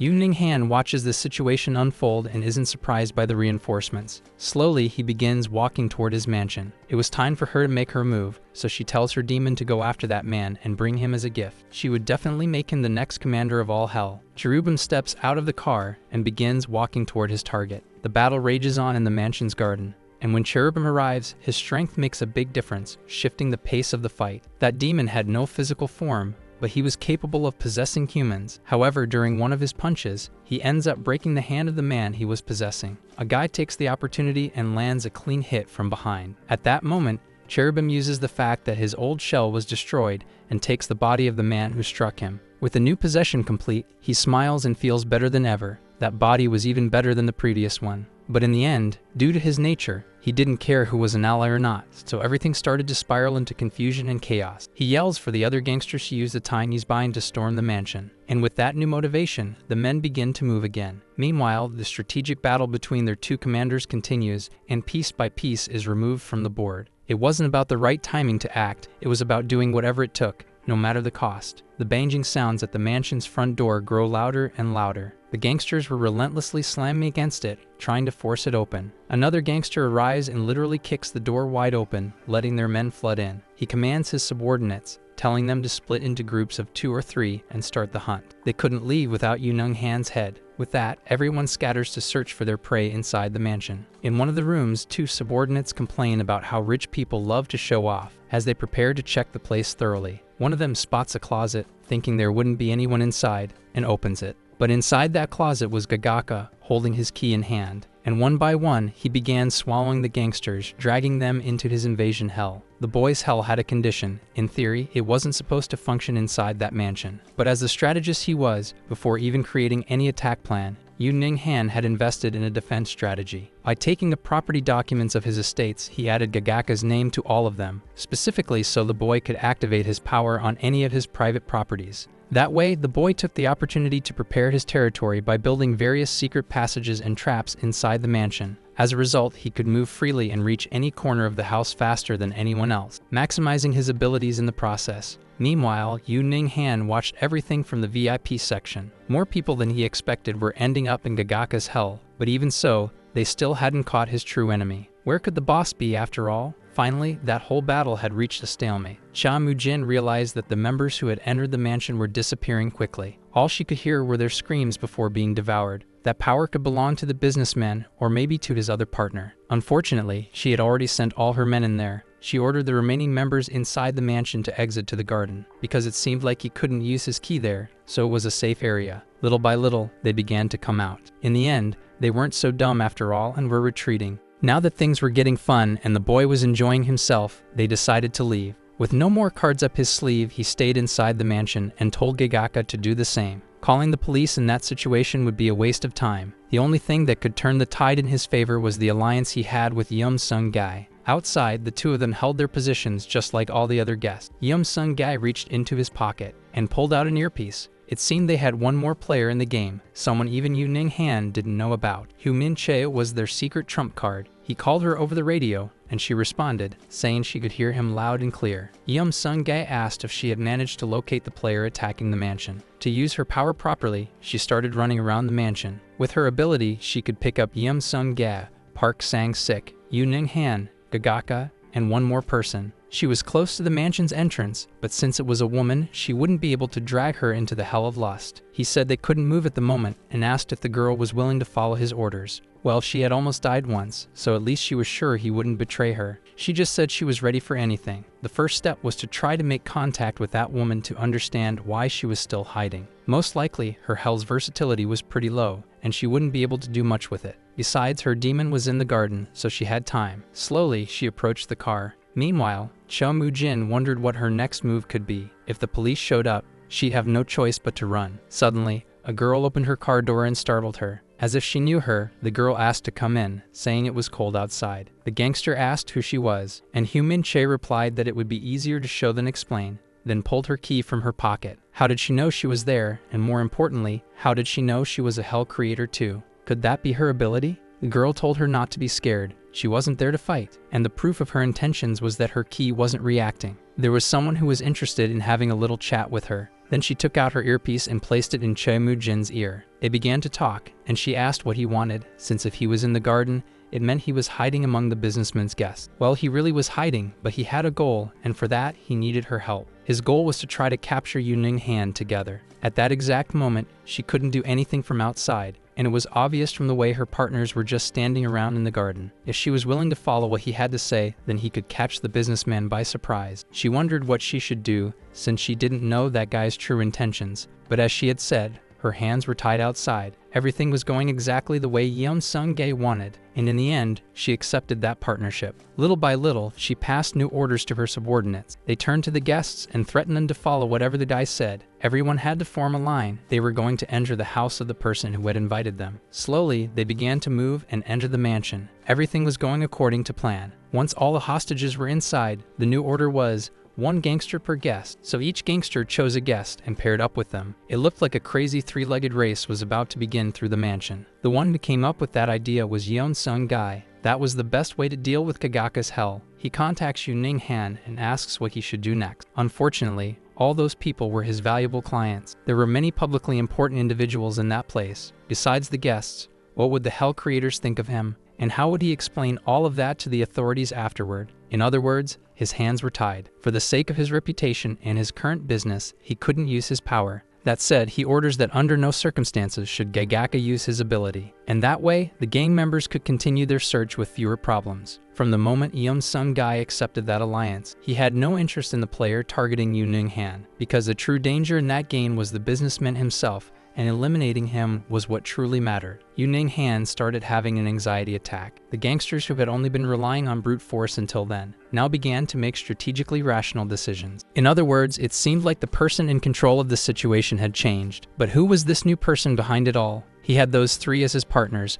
Could his opponent also have other connections? No, that couldn't be possible. Most likely, the person behind the new orders was someone on the inside, and that theory explained why they were able to create a system to counter Gagaka's power. He definitely didn't want to have to rely on his demon's ability, but the time had come to use it. He calls for Ram, and he appears at his side, and so the businessman asks to use his future vision ability. That was the first time a human had ever requested it, so he would do it gladly. The demon strikes his staff on the floor. The eye of Horus begins to glow, and a magical pattern forms on the ground. And of course, Yu Ning Han hadn't wanted to use that ability before. Despite being overpowered, it could only be used 3 times, and he wouldn't be stupid enough to waste it on anything less urgent than what he was facing now. The room begins to shine, and the businessman sees fragments of the future unfolding over the next few hours. They would find his hideout, and as expected, Yeom Sung Gai was behind it all. When he tried to use his key, he would be blocked and then attacked by the boy. And just like that, he would lose his life right there. He is enraged to find out that Yeom Sung Gai was behind it all. If Baphomet's power was to detect the essence of death, then Rams was to see what would happen in the near future and alter it. So over the radio, he commands Gagaka to go after Yeom Sung Gai. But there was a problem.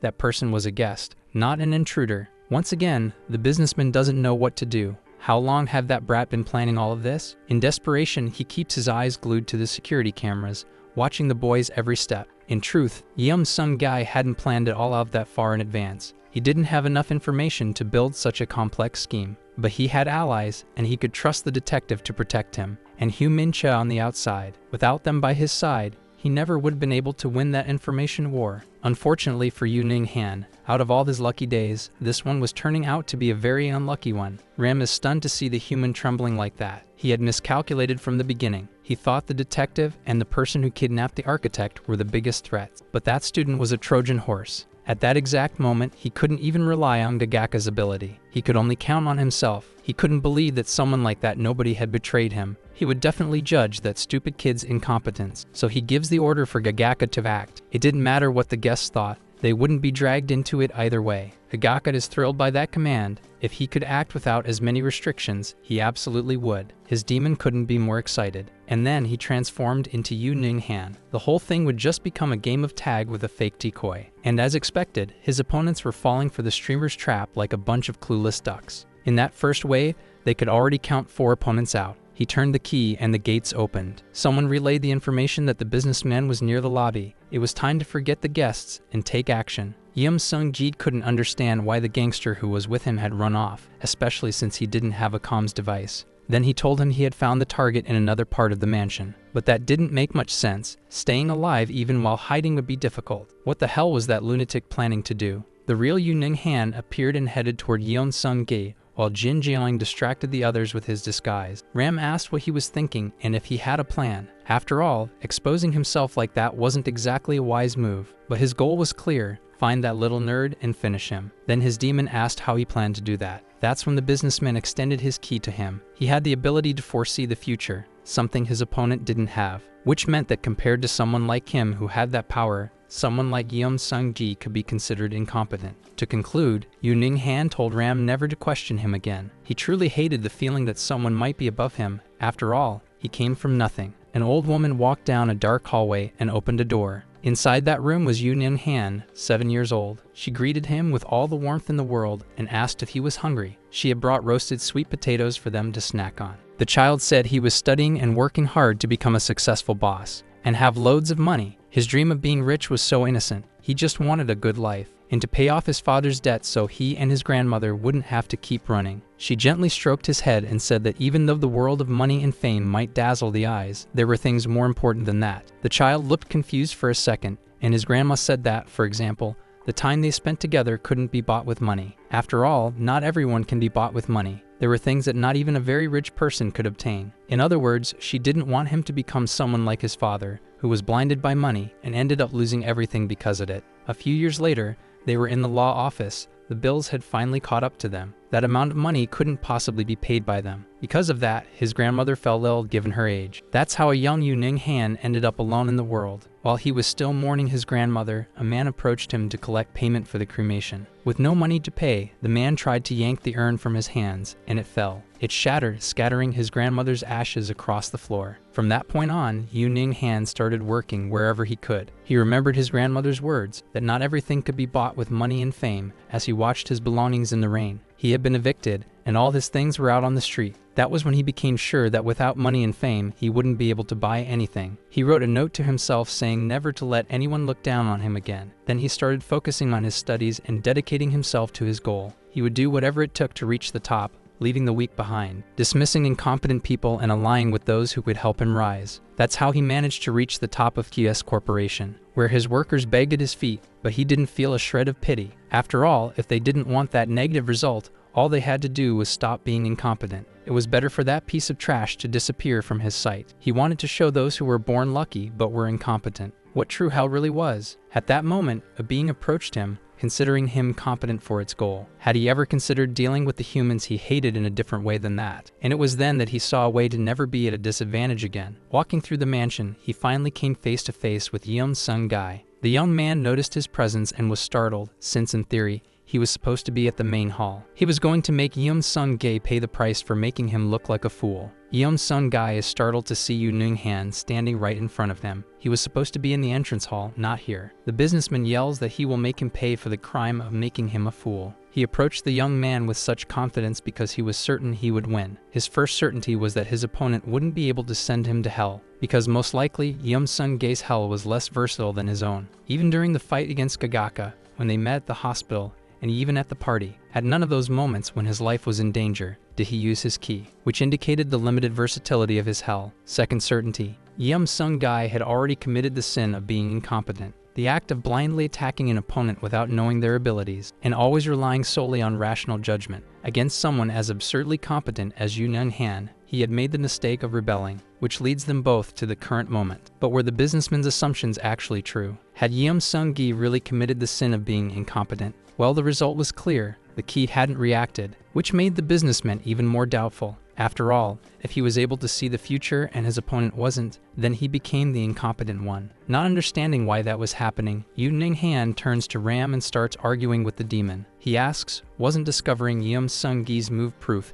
that he was more competent than the boy? Ram looks at him and swallows hard. No matter how much his human screamed, the outcome had already been decided. The young man begins to smile. Being able to predict the future really was an amazing ability. But what else could he do in that situation? Even if he approached Yeon-sung Gai right now, the young man wasn't sensing the essence of death, which meant that Yoo Neung-han was no longer a threat to him. A crime is defined by human actions, but does just thinking about killing someone make a person a criminal? The correct answer was no. So the future that Yoo Neung-han had foreseen and tried to change could no longer be considered a crime. Even if he had predicted Yeon-sung Gai's crime, he had already made sure it didn't happen. To seal the coffin shut, the young man throws it in his face that the businessman had never understood how to properly use his own abilities. Yoo Neung-han is left in complete shock that nobody was right. Because of the restriction of only being able to see the future 3 times a year, that had been the first time he really used the ability. And because he waited so long, his lack of knowledge backfired on him. Even so, he still believed that Yeon-sung Gai wasn't capable of sending him to hell, and so nothing would change, except the young man's ki was glowing. Yoo Neung-han wonders why that didn't happen in his vision but was happening now. The fact was clear. By changing the future, Yeon-sung Gai was now capable of sending him to his hell. After all, the businessman had committed the sin of betrayal against him. He begins to scream in desperation because he had always made the right choices in life. But it was exactly because of that he was being judged. For always choosing the option that benefited only himself, betraying someone became inevitable. The portal opened and the tentacles reached out toward Yoo Neung-han, and thus the businessman was captured, dragged into Yeon-sung Gai's hell, letting out his final screams before the doors closed completely. A winner had been decided. Sometimes being a little patient is the best choice. Because he made the decision not to attack the detective that day, he ended up catching Yoo Neung-han. So that's his end, says Ram, as he dissolves in front of the other two. Baphomet couldn't have been happier. They move on to their next objective. But Yeon-sung Gai's legs give out for a brief moment. Baphomet asks why he reacted like that. They still had many players left to eliminate. Yeon-sung Gai replies that he wasn't being soft, but the tension that built up when those gangsters invaded the party, and the quick thinking he had to rely on to beat Yoo Neung-han in the final seconds. He had completely exhausted him. A normal human wouldn't be able to adapt that quickly to a situation like that. His abilities were definitely improving, and now it was time for them to end it all. On one side were the guests of the businessman Yoo Neung-han. On the other were the members of Cha Moo-jin's gang. A complex situation for hell creators like Gagaka and Park Sang-sik. But using the filming room to his advantage, Yeon-sung Gai began thinking of a solution to organize all that chaos. It was time to clean things up. On his phone, he dialed the number for the police. To enhance his performance, he placed a finger on his throat and started coughing. The officer answered, and with a hoarse voice, he began yelling that there were gangsters at the party he was attending and that everything was in chaos. In response, the officer asked for the location. Yeom Seung-gae's act had been flawless. He had called the police because he needed to clean up that mess as quickly as possible. After all, there were many normal people and players in the same place. If anything unusual happened, everyone would start panicking and attacking. And the second reason for calling the police was that he needed Che Moo-jin's allies to be restrained quickly. And so it happened. The police arrived and began arresting the gangsters one by one, but there was still one active variable. The girl's demon was among those being arrested, and at the first chance he got, he possessed a police officer. Taking over the man's body for himself, he realized something was wrong. He needed to protect his human immediately, so he dropped the gun in his hands and ran toward her. Yeom Seung-gae watched everything through the security camera and told Hugh Min-chae to get out of the car right away. She took her earpiece back and stepped out of the vehicle. Yu Ning-han had been taken down, so her job there was done. She said goodbye to Che Moo-jin and ran off as if she were just a local resident. Shortly after, Cherubim arrived at the car, worried about his human, but everything that happened had left her in a difficult situation. She hadn't expected someone as formidable and strategic as Yu Ning-han to exist. Without even lifting a finger against his opponent, he had managed to capture him and still made a fool out of her. They needed to get out of there fast. That guy she had talked to on the phone, he was dangerous. Meanwhile, Yeom Seung-gae considered how to destroy the evidence recorded that day. He pulled out some cables and threw the computer across the room. He kept kicking the black box until it short-circuited. The police couldn't know anything about what had happened that night. If they did, a witch hunt for Hell creators would begin. He grabbed a fire extinguisher and sprayed it on the computers. With that act, almost everything was ready. Now he just had to blend into the crowd and get out of there. Baphomet asked if there was still anything left for them to do. Yeom Seung-gae stopped. The one thing missing was Yu Ning-han's ally, the streamer Gagaka. With the arrival of the police and no way to reach the businessman anymore, he had the same idea as Yeom Seung-gae and blended into the crowd to escape. Out of nowhere, he was stopped, which gave him a huge scare. But the person who came up from behind was just a friendly police officer saying he'd escort him home. No need to be afraid. He thanked him and got into the car, barely believing he had made it out alive. But little did he know that the third reason Yeom Seung-gae had called the police was because the detective had a way of separating Gagaka from the other guests. Once inside the car, Gagaka sighed in relief, barely believing he had survived. He gave the officer his address, but the streamer had no idea that the one taking him was another hell creator just like him. Park Sang-sik started the engine and took the road, but halfway through,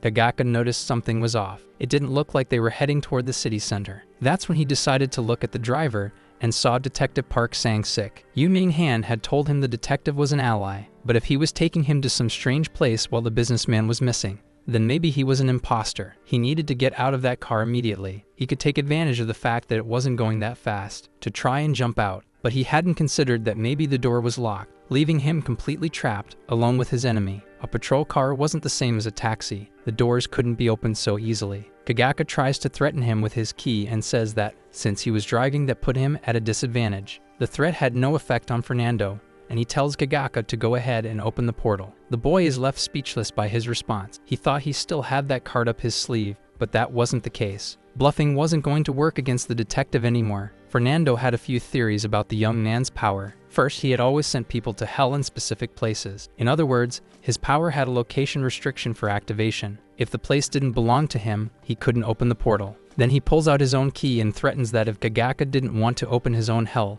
the detective could do it for him. With a number of people the boy had already sent to hell, there was no way he was innocent. So if he wanted to stay alive a little longer, he'd better sit quietly like a good boy. Realizing he had no way out, Gagaka agrees to the officer's terms. They finally arrive at their destination, and none other than Carlos is waiting for them. Somehow, the young man had managed to arrive there first. He jokes that the taxi driver played fast and furious when he offered to double the fare. Well, the important thing was that he made it safely, and it was time for the main character to enter, says the detective. He opens the door, and faster than a rabbit, Gagaka jumps out of the car. He kneels in front of Carlos and starts repenting, saying he was wrong. He would do anything to be forgiven, but as soon as he raises his head, he realizes it won't be that easy. The two looked at him as if he were some inferior creature. That was the guy Yu Ning-han had said was the detective's lackey. But it looked like the story was different. Actually, the detective was his subordinate. The businessman had underestimated that nerd and ended up being defeated. If it had been the gangsters, at least a body would have been found. Carlos approaches the kneeling boy, who turns his face away. He says that, as Gagaka had probably noticed, Yu Ning-han was now in his hell. So what should they do with the little rat who was left behind? Shamelessly, the redhead tries to plead for his life, but if he wanted to live, he had to prove himself useful. Carlos gives a slight smile.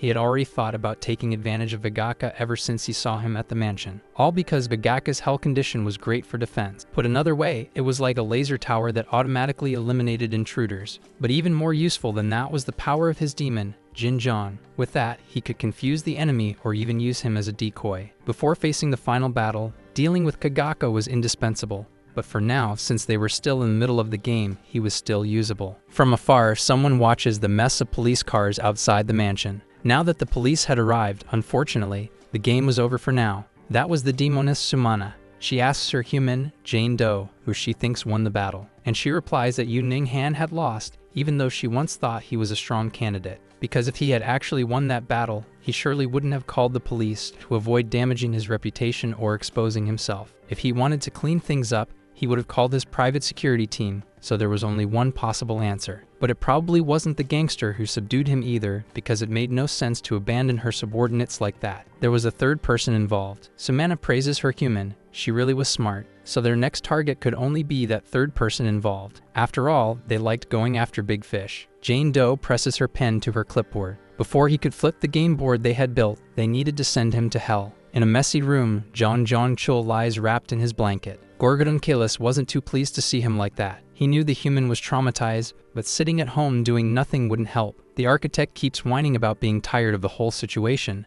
tired of Yu Sung-han, tired of the gangsters. Look at him. His precious fingers had been broken. After all that, he definitely didn't want to go out anymore. He'd just stayed home ordering food. He only made a contract with the demon because his coworkers were annoying. He never wanted a life like this. Gorgodon, obviously, was also regretting having chosen that man as his human. Suddenly, the doorbell rings. John Chul asked for the package to be left at the door, but the doorbell wouldn't stop ringing. Annoyed, he got out of bed and walked toward the door. He thought he would come face to face with the delivery person, but instead he found himself facing another demon and his human. The child in front of him was Song Min-woo. Despite his age, he was also a demon creator. The news was covering nothing else. Every channel was talking about the strange disappearance of the TS conglomerate director. Yeom Sung-gai listened to the broadcast while doing his morning jog. It seemed like they had entered a moment of peace. The tension surrounding the hunt had lessened. Gagaka and Yeom Sung-gai even spent time playing video games and having fun. Even so, Hu Min-cho continued her research. Song Min-woo was still attending his classes normally. Cha Mu-jin also did her part to try and recover the partners she had lost. Jane Doe took the time to calmly build her strategy. And the reason for that peace was simple. With the elimination of Yu Ning-han, the game had become more balanced. When there are too many players, it's easier to search and expose their weaknesses. A good amount of time had passed since the start of the game, and everyone had started to understand the rules better and better, realizing they would literally become easy targets if they drew too much attention. Lucifer watched them. Only 7 players remained now. But that much calm didn't suit the King of Hell, and he was starting to get bored. Suddenly, a demon manifested beside him. His name was Temigol, Lucifer's assistant. He said that formation was expected. After all, games with too many players naturally led to alliances and balance. But the king complained. In the game he had participated in 700 years ago, it hadn't gone like that. The tension of not being able to rest for even a moment, the ruthless battles, that was what he had been expecting to see. So Temigol suggested creating a plan to break the calm. The king looked at him, intrigued by the idea. His assistant then pointed to one of the participants on the screen. Why not call that young man in for a little chat? After all, he was the one who had caused the balance in the game, and he was the center of the alliance. Meanwhile, in the real world, Yeon Sung-gi continued his walk, but stopped to catch his breath. Baphomet appeared behind him, asking if the human wasn't tired of running like that. The young man replied that it was his stamina that had saved him during the fight with the serial killer. Besides, he didn't know what kind of player he might encounter in the future, or what kind of demon abilities. Baphomet didn't know whether to praise him for being meticulous or diligent. Yeom Sung-gi took the opportunity to ask how things were in hell, and if anyone was trying to escape. The demon summoned his surveillance tablet. He said there were attempts, especially from the smarter ones, but they both knew that no matter how hard they tried, Yeom Sung-gai was a genius. There was no escape from his hell. There wasn't even a sign that the sinners were trying to stage an attack or hatch a plan. Suddenly, the brick he was holding onto broke free from the wall, dragging Yu Ning-han back into the pit. But Baphomet still had a question. He wanted to know how long he intended to maintain that alliance. They were halfway through the game, and keeping such a big alliance was risky. It would be even harder if he started developing feelings. Maybe the others would try to take him out first. The image of Hu Min-che and Park Sang-sik activating their keys and apologizing flashed through his mind. Yeom Sung-gi fell silent. He put a hand on Baphomet's shoulder and said that, in the end, that was for him to decide. The demon just needed to keep trusting him. Of course he wanted to trust him, but he also didn't want to be annihilated because of human emotions. As they talked, something unexpected happened. They both looked alertly in the same direction. Through the smoke, Temugul emerged, offering his greetings. Clearly, he was interested in Yeom Sung-gi and his dominance in the game. But since he wasn't used to it, the demon couldn't manage to say the young man's full name. To him, human names were confusing, so he'd just call him Yeom something. Baphomet asked what he wanted, showing up like that. Yeom Sung-gi asked who he was, and the Horned One replied that he was Baphomet's assistant and successor. At first he wondered why a demon like that would suddenly appear, but then he remembered. At the beginning of the game, Baphomet had said that Lucifer could change the rules at any moment, just on a whim. So that moment had arrived. He asks if the demon had shown up to announce some new rule, and Temugul praises the young man for his quick thinking. But before any rule, in fact, Lucifer wanted to have a word with him. The assistant then extends his hand, and a portal opens beneath the three beings. Suddenly, all of them are inside Lucifer's palace. He welcomes them, and says that this was his office. Baphomet immediately kneels, while Yeom Sung-gi is still confused. Lucifer says he knew how competent Baphomet was, but he hadn't expected his human to be just as competent. He managed to gather 4 out of the 7 remaining players without using force, and even recruited a candidate who wasn't all that strong. The demon responds that those compliments made him a bit embarrassed, but Lucifer corrects him. He wasn't complimenting them. The king approaches the two of them, furious. The Horned One and his human were ruining his game. He wanted a game full of excitement, with epic battles, and they were turning it into a team-based game with partnerships that even little kids could play. He tries to calm down a bit after venting his anger. The king would like to order the demon to choose another human to replace Yeom Sung-gi, but that wouldn't be fair and would be too arbitrary, since they hadn't broken any of the game's rules. Because of that, he decided the two of them would receive a small penalty. Lucifer snaps his fingers and 2 screens appear. On one screen was Hu Min-che, and on the other, Park Sang-sik. The king of hell gives a sinister smile and says that Yeom Sung-gi had 1 week to send one of the two to hell. Yeom Sung-gi tries to process what Lucifer had just said. He turns to Baphomet and asks if something so forced could really exist. He had played by the rules without breaking a single one. It wasn't fair to ask him to turn against his allies just like that. The demon tells him to be careful with what he says. After all, standing before him was Lucifer, the king of hell. Even so, the human insists. There was no reason for them to receive that penalty if they hadn't broken any rules of the game. So bold, comments Lucifer, and he was definitely right to have signed a contract with Baphomet. But this was his will. After all, that game was only happening for his own entertainment. In other words, if Yeom Sung-gi didn't want to follow the new rules, he could be replaced at any time. That was the moment Yeom Sung-gi felt the true power of the king. What he now had to do was choose who would remain his ally, and who he would drag to hell. Well, that was all Lucifer had to say. Now they could return and make their choice. Before they went back to the human world, Lucifer taps Baphomet and tells him not to dare let the game become boring again. After those final words, they return to where they were. Yeom Sung-gi's left hand starts to tingle. When he pulls up his sleeve to see what it is, he discovers a countdown timer on his arm, meaning he had a time limit. That counter was both a problem and a reminder that they were forced to do whatever the king wanted. Yeom Sung-gi begins to think about Park Sang-sik and Hu Min-che. He knew that at some point in the game he would have to eliminate both of them. But now he turns the key and enters the detective's house, sitting down on the couch. Thinking both rationally and emotionally, eliminating one of them wasn't part of Yeom Sung-gi's principles. At least not at that point in the game, and definitely not like this. So he comes up with something and decides to ask his demon a question. But before he can say anything, Baphomet interrupts and asks if he's going to ask something like, which of the two is more useful, or something like that. But that wasn't quite what Yeom Sung-gi had in mind. In fact, he wanted to ask more about the demons, especially about Lucifer. Baphomet doesn't really understand where the human was going with this. So the young man begins by wanting to know how Lucifer managed to gain the power to control hell, and if there was any way for Baphomet to take his place. The demon looks at him, shocked of all the things he considered. That line of thought had never crossed his mind. The king had earned his position because he created the greatest of all hells, which was the hell of disbelief, and that hell was a masterpiece. Never before had there been a hell so full of humans screaming and crying in despair. Never before had there been a hell with such good structure,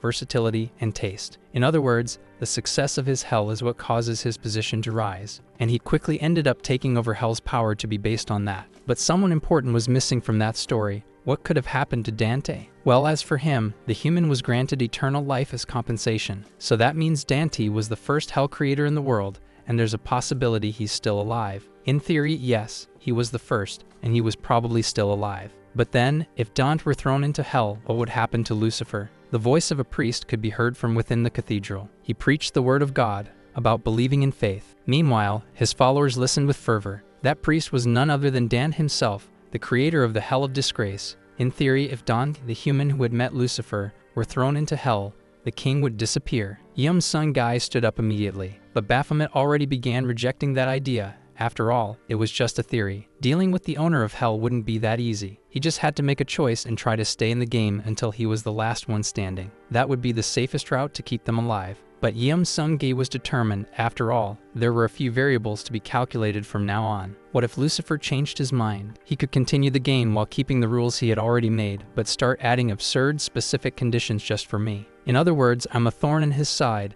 and there's a higher chance he'll change his mind before the game ends just to prevent me from winning. They stared at each other for a moment, and Baphomet couldn't deny it. He himself was making high-ranking demons fight each other, which was an absurd trick to consolidate power. And now he wanted to put a leash on Yeom Sung-gai. On top of that, there was a high probability that the young man's hell would endure in the future. The demon remained motionless, so he wanted to know what his human's idea was after all, since it might end up creating a competition for control of hell. Yeom Sung-gi simply extended his arm to Baphomet and said that if this worked, his chances of survival would be 100%. Our video ends here. If you enjoyed it, please like and subscribe to the channel. Until next time, bye bye.